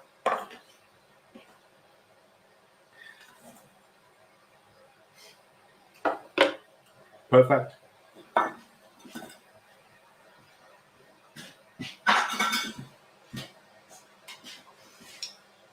stuffing by sort of its its standard nature, it is quite soft inside.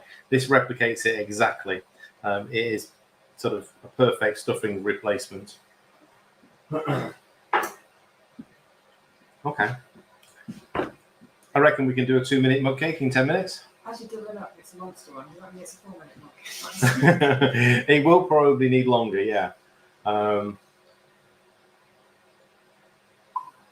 I'd probably say 3, actually. I probably wouldn't go That's what I 4. did with the 90-second breaks. I decided an extra. Right. Okay. So we did this last night on a small scale.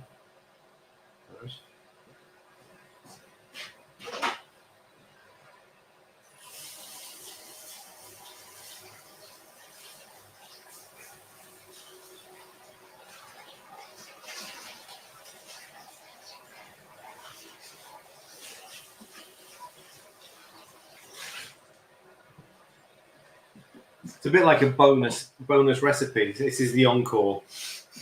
But no one asked. No one asked for. Yeah. I just need to go off stage. Wait for the cheers.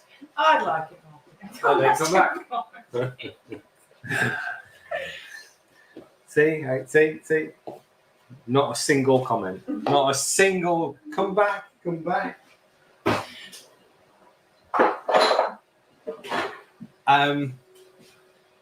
Okay.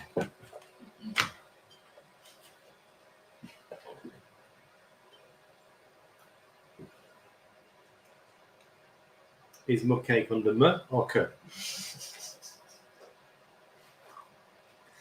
Page 61, folks. All right, we're going to do this. No, I want to make. Here's how I like to make my mug cakes. I think we had this conversation recently, didn't we? You're not allowed to make a mug cake in the mug. Even if it's not a mug. Even if it's not a mug, because it's going to be presented in there and tipped out, and you need jam in the bottom. Can somebody come around and wash up, please?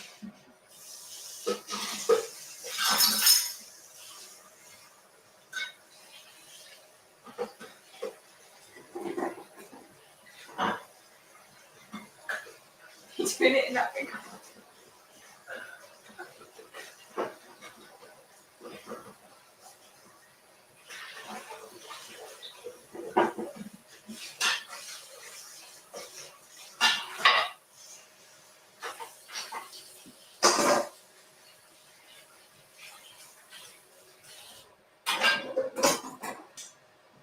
I need a commie chef. Yeah, kitchen porter. There you go. I need one of those on a Sunday. Who wasn't listening to what? What were you listening to, Karen? You were listening to me, as usual. Okay.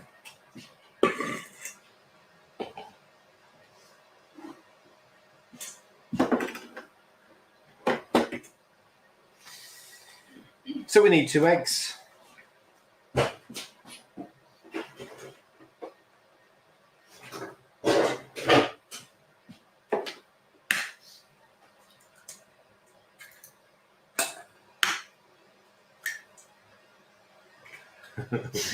Yeah, dishwasher can't get turned on until at least midnight.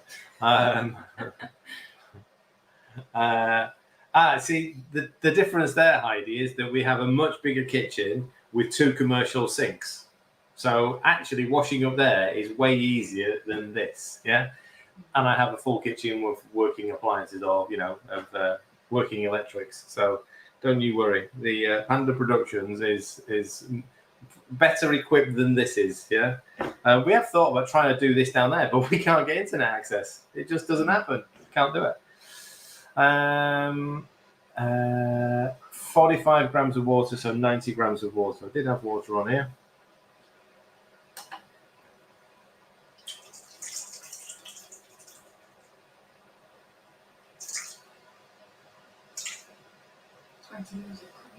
Wow. That was exactly 90 grams. I mean, 20 mils of cream, is it? Doubling up. Yep, 20 grams.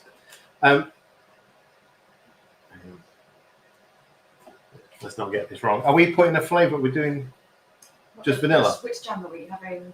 That jam. Oh, there's vanilla custard. Do you want? Okay, all right. So we'll do that.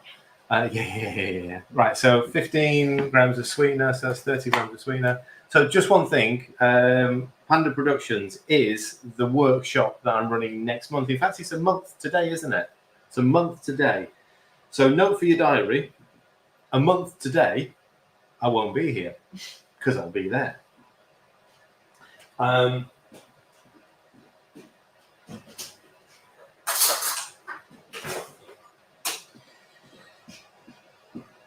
So if you want to join us on Panda Productions, then you can. There are 4 spaces left. That's it. Essentially, it is a group of 8 with myself. Emma's going to join us as well.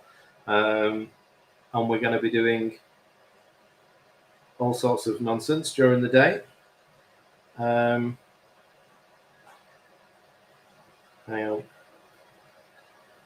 So if you want to come and join us, yes, Heidi will be there. If you want to come and join us, there are 4 spaces available still. Baking powder, 2 teaspoons.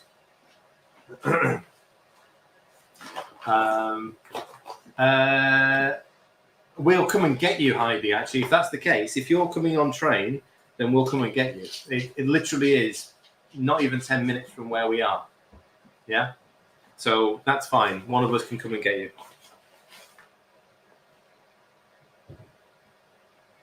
So 2 teaspoons of definitely need to get some more baking powder.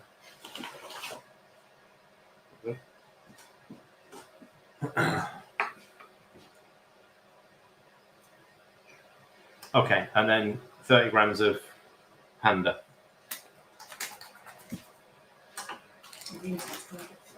Yeah, it feels a bit. I tried to say double cream to Sandra, but it says double cream. Double cream. You know what I mean? Right, so I need 30 grams. So I need. Anyone got any Panda I can borrow? To pick down up from Cornwall. Yeah.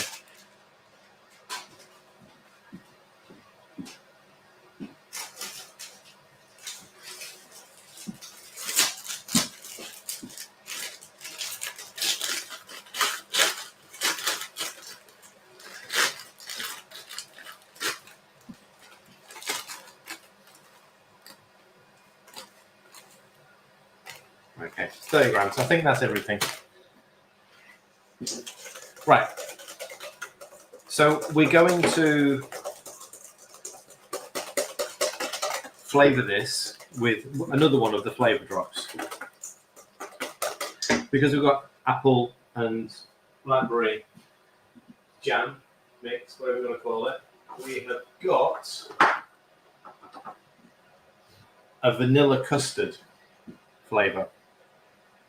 Again, it's going to take no more than 2, 3, 4, 5.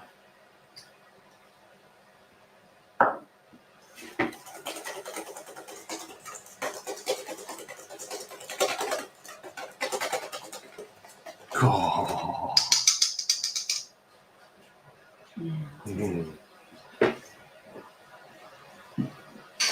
What's the Panda Express? That's the train that Dan's putting on for the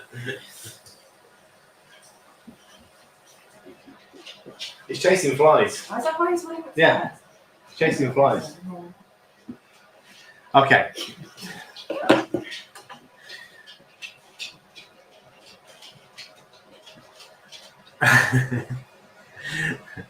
Don't worry, it all gets done once we finish. So I'm sure you don't want to just watch me tidying up. Right, okay, so we're going to do this with a layer of fruit at the bottom. So it's a bit like it's a version of a summer pudding, yeah? Again, it's not bread. What do you want? There is a wasp in there. I think it might be that. Right, don't catch the wasp. It's too early to go out as well. I'm going to put a base of jam, fruit in the bottom, cake mix in the top, and then we're going to dribble a little bit more fruit in through the centre. Organised chaos. There's nothing organised about this chaos, thank you very much. Don't you dare. Don't you dare.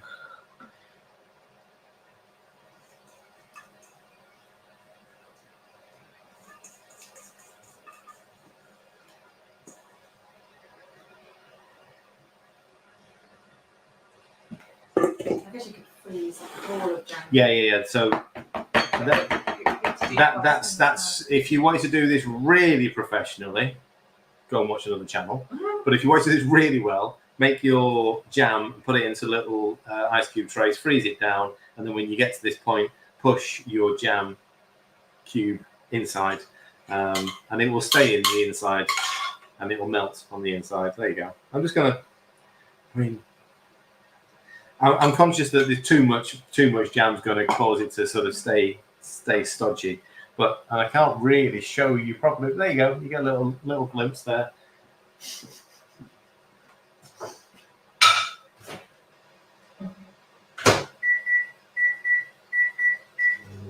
Right, that's gone in for 3 minutes. Let's see what it looks like after 3 minutes. They're coming out in 6 minutes. Actually, look at that. 2 hours and we've done all of that. It feels like a lot longer. It actually, well, no, it felt like it's actually flown by today. Flown by.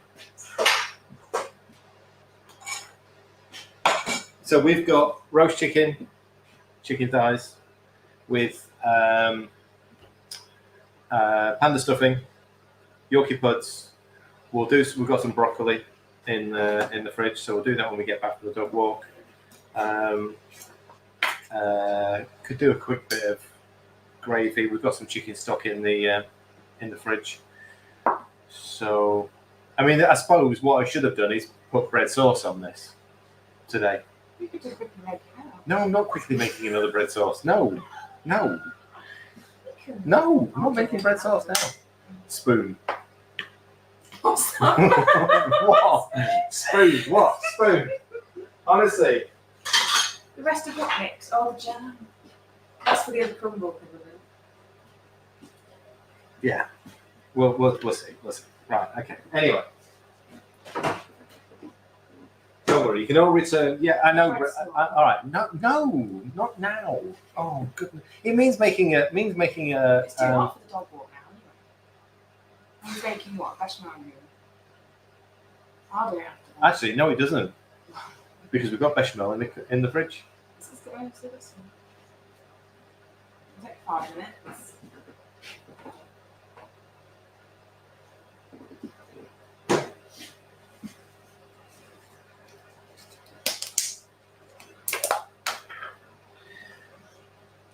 Lasagna, wasn't it? Oh gosh, yeah. That's Sunday. Wow. Okay. So this has been in the fridge since last Sunday. So here's the thing. I don't know whether that's any good or not. No idea yet. Not a clue. It's been in the fridge. It hasn't moved out of the fridge for 7 days. It's not growing anything. So there's the first good sign. Not enough pans. What? Not enough pans. No, the pans. I mean, it's set because it is Panda. Let's put it that way. It has set, but it will soon loosen up. It don't smell of anything. Wow. Oh, it's cheesy. Is it cheesy? Oh, it was lasagna, wasn't it? It's got a hint of cheese in there. I'll tell you what, that tastes really good. That'll be fine. Right. Okay. All right. We'll edit this video and we'll come back to right now. Here's what we can do with some leftover cheese sauce. You lot are a nightmare. Some pudding's ready.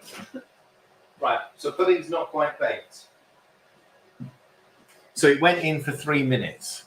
Yeah. You should be able to just see where that blob of jam is in the middle. It's a little bit doughy still. Back in for another minute.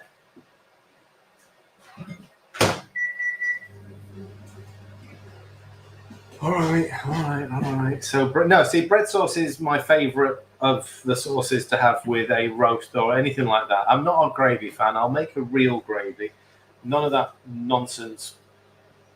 I almost swore there, but none of that gravy granule garbage.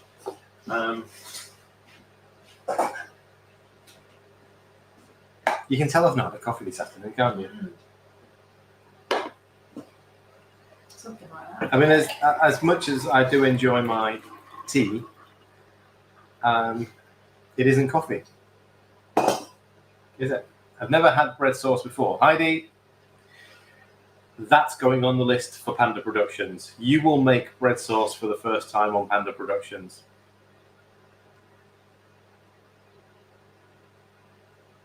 We were talking about sort of like the series of Panda Productions. It's probably going to be once every 2 months. I don't think I'm going to have time to do it once every month. So the next one, which would be November, will be a Christmas Panda Productions. It will be Christmas recipes specific. So if you're looking at feeding, family, relatives, whatever, I mean, we don't invite anybody because, we're just unsociable buggers. But if you want to invite some friends and family and show them your new skills and introduce them to real food rather than packet bread sauce, you know what? It's not rocket science. I'm intrigued to know how Kathy's avoiding it. Yeah, Kathy, how have you never tried it? I thought Yeah. you never tried bread sauce. Wow. Okay, so one more minute, which is now the 4, which is obviously 2 and 2. Well done. It still looks very sensitive. It still looks a little bit doughy, but it's done enough. It's done enough. Otherwise, it'll turn into a big rubbery mess. Yeah. So.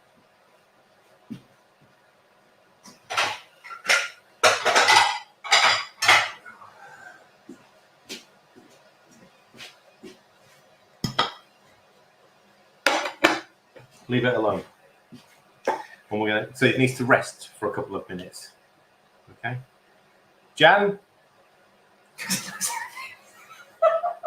You've clearly not had enough coffee either. Seriously. Right. Might have again for the Christmas recipes. Right, where are we? Oh, beautiful. Absolutely beautiful. Never made bread sauce. I can understand why we've not made bread sauce. I can understand that because it's not something that you generally do. I like it and I'd have it all year round. We just don't tend to do a roast. Look at that. Look how good that is. As a Panda Crumble. That is beautiful.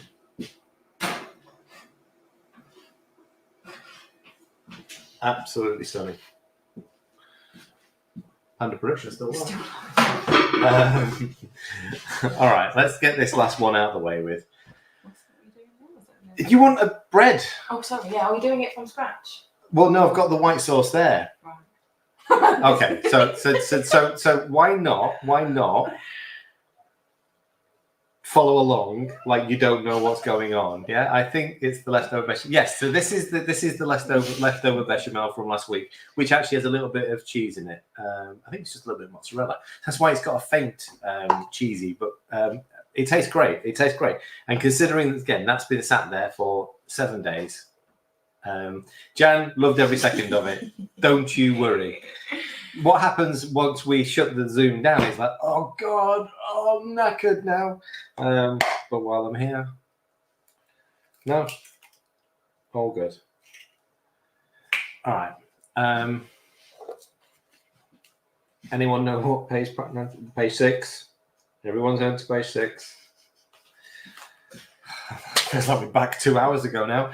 1 egg, 12 grams of Panda. Honestly. Oh, scales.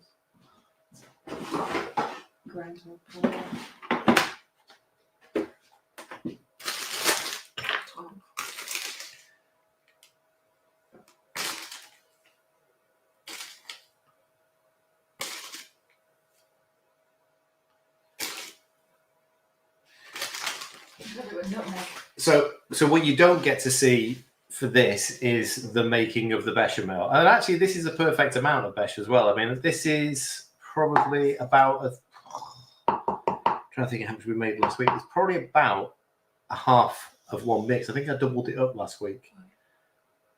Yeah. They probably know more. I'm pretty sure I doubled it up. So it's about a half. It looks about right because I think one portion is about 200 grams. Something like that. baking powder if we've got any left. We've got a dribble. Yeah, it's only half a teaspoon. It's only a couple of grams. There you go, that'll do. I have no forks, no spoons, no whisks, no bowls left.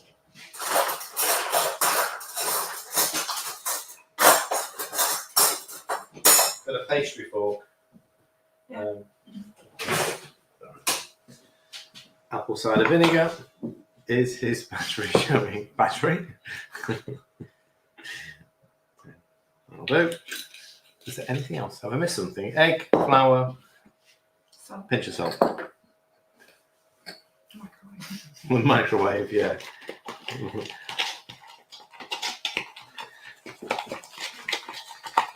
If all else fails, we can live off 90-second Panda bread and cheese. Yeah, it's alright. I put some yeast in with it the other day. It was quite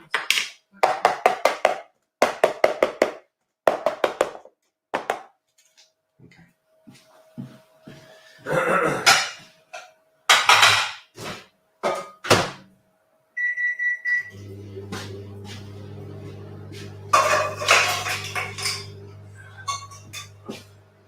No, that's no good. Oh, actually. That's okay. See the salt. Oh, no. Yeah, use this one. Use this one. Okay.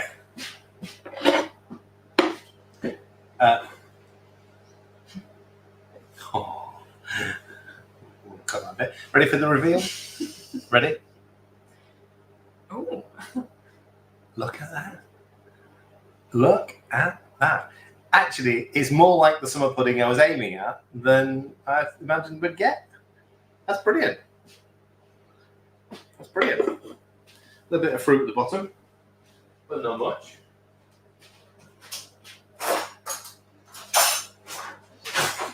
It's very pretty. So, oh, so we've already worked out that we could turn this into a Christmas pudding. We'll save that recipe until the November Panda Productions. Look at that. That is really good. It's still soft like a proper sponge. You would think it in a microwave. 2 hours of unbelievable. Paul, don't. Unbelievable. 24 hours. Where, what's the next line, Paul? What is it? That's brilliant. That's absolutely 100% stunning. That best thing I've made today, this morning. Okay.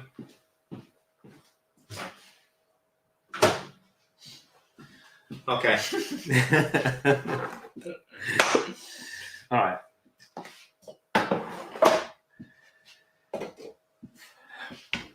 So this is so worth it. This cup. Okay, so there is a bread sauce recipe. I just want the it's normally so here's the thing. The traditional bread sauce recipe would be shallots studded with cloves, boiled in cream and water, so milk, and then you add the bread. So there's the traditional route through to it. We're cheating by using a besh. It's no more difficult to do it the traditional way. You get a better flavour doing it the traditional way. So studying the shallot onion, letting that cook for a good sort of like, I don't know, half hour, 45 minutes. It really extracts the flavour from the clove. You then remove that, throw in the bread, done. Yeah, essentially. Done. We're not going to do the clove business. We have got some ground clove somewhere, but it's going to take me too long to try and find it. So what we're going to do is going to turn it into like a peppery bread sauce. There's your recipe. Yeah, well, I sort of know it, but it's yeah. So it does use obviously the black pepper as well. So we're skipping the clove bit. Okay, skipping that bit.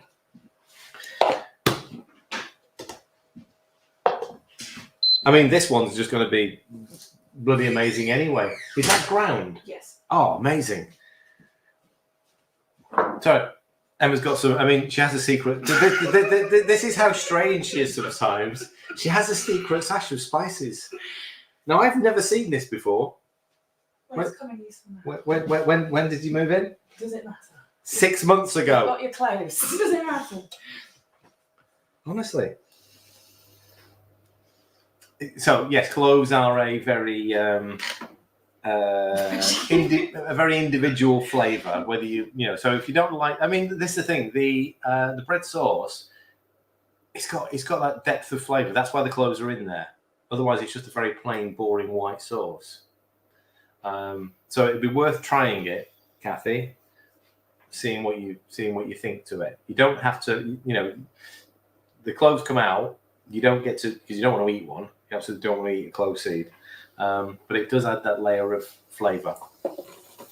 I'm still waiting for Paul. I'm still waiting for the unbelievable what. You know, we've been going that long that Ella's back from her ride. Oh, she's yeah. Again, this is, you know, talking about more seriously about sort of like making food, batch cooking food, saving food.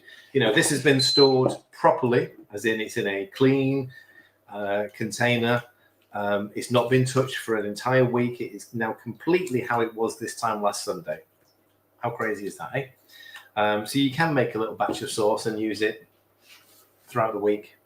On different dishes. Can I just say though, had I have known it was in there, it wouldn't have. You did know it was in there because you asked me. You may have forgotten, but you asked me, could you use it? And I was like, yeah. Right. So a good dose of black pepper. It does need these things. We're going to add a little bit of clove, and it will be just a. Is this loose inside, or is this? Yeah. This will be nice to actually sort of sprinkle over the top of the sauce once it's been made as well. So again, this is a cheap version because we're not thickening the sauce with the bread. We've already thickened the sauce with the bechamel. I'm looking for the other one that has the blade in it. There it is. That'll do.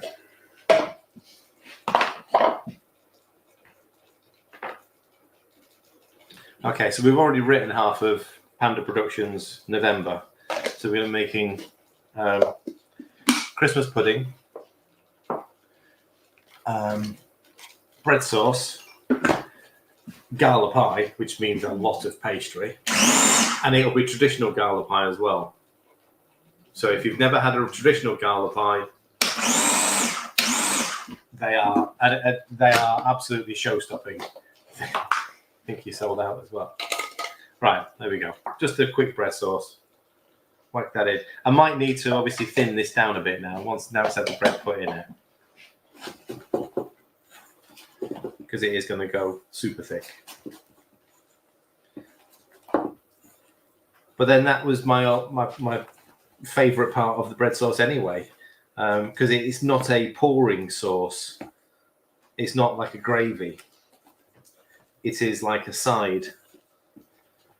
And for me, Christmas was everything about turkey and bread sauce. That was it. I'd be quite happy just with turkey meat and bread sauce. Didn't give a monkeys about everything else. Yeah, again, you know, I know we're all conscious of is it safe? Well, you know, your sense of smell will tell you an awful lot about whether it's good to eat or not. Thanks, Paul. You know, don't. Best befores, use bys are industry-led dating system that not. I would say not accurate. In some cases, they're essential to follow, but you do need to have an understanding that food just doesn't go off on that day of, you know, when they say best before. It just doesn't go off then. Do you know what? That's pretty damn good. You can still taste the tiny bit of cheesiness in it, But for me, an absolute, it needs a little bit more pepper, but we can add that. I wasn't expecting to do bread sauce, but I'm very pleased that we have, because that's my dinner now made. Roast chicken, stuffing, Yorkshire puds, bread sauce. And if there's any space on the plate, a little bit of broccoli. That's it. You done? Am I done? Yeah, you've only got to think about the dates that are on food packaging. They are erring on the side of caution, just in case. We know that. Yeah, so it's sort of it's down to us to sort of like think about sort of how we've stored it. So when you've opened it, how you've stored it, because that's essential. If you're leaving stuff open to the air, it's going to go off quicker. It's going to dry out. It's going to potentially contaminate other things. So storing it properly, making sure your fridge or freezer is in good working order. So, most modern ones have temperature probes, gauges on the outside, not overfilling your freezer so it can close properly. All these sorts of things, not going in it all the bloody time, not leaving it open, as somebody did recently. Oh yeah. Oh yeah. Oh yeah. Oh yeah. Why is my ice melted? Because somebody left the door open. Oh yeah. Essential things that we can do to make sure that we're not throwing food away that we've bought, and we just don't want to be wasting money on. None of this is cheap. None of what we make is cheap. You're welcome, Chris. Thank you very much. You want to get the most out of what you're doing. I mean, that's taken me 2 hours, okay? And we've done this to 2 hours to camera. Imagine what you can do in 2 hours when you don't have to talk nonsense. You can do loads. I mean, Emma was in the kitchen all morning getting meal prep done for herself for all week, and made some. Oh, I've got to show you these. I've got to show you these. Just really briefly before you go.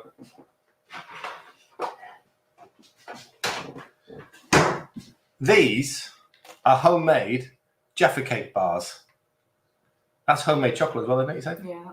So this is homemade chocolate with a panda cake layer, actually the mug cake, which was baked, and then topped with orange jelly, gold encrusted. It's got gold flakes in it.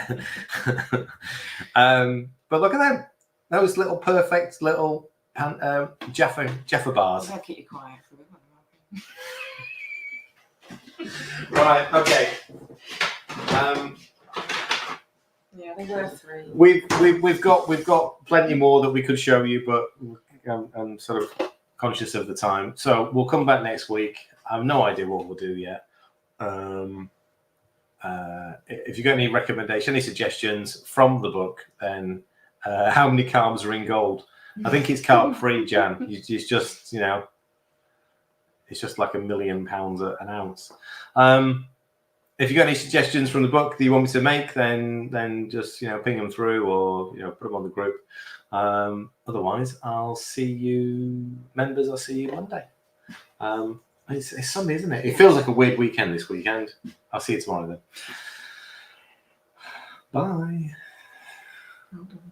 I hit wrong screen.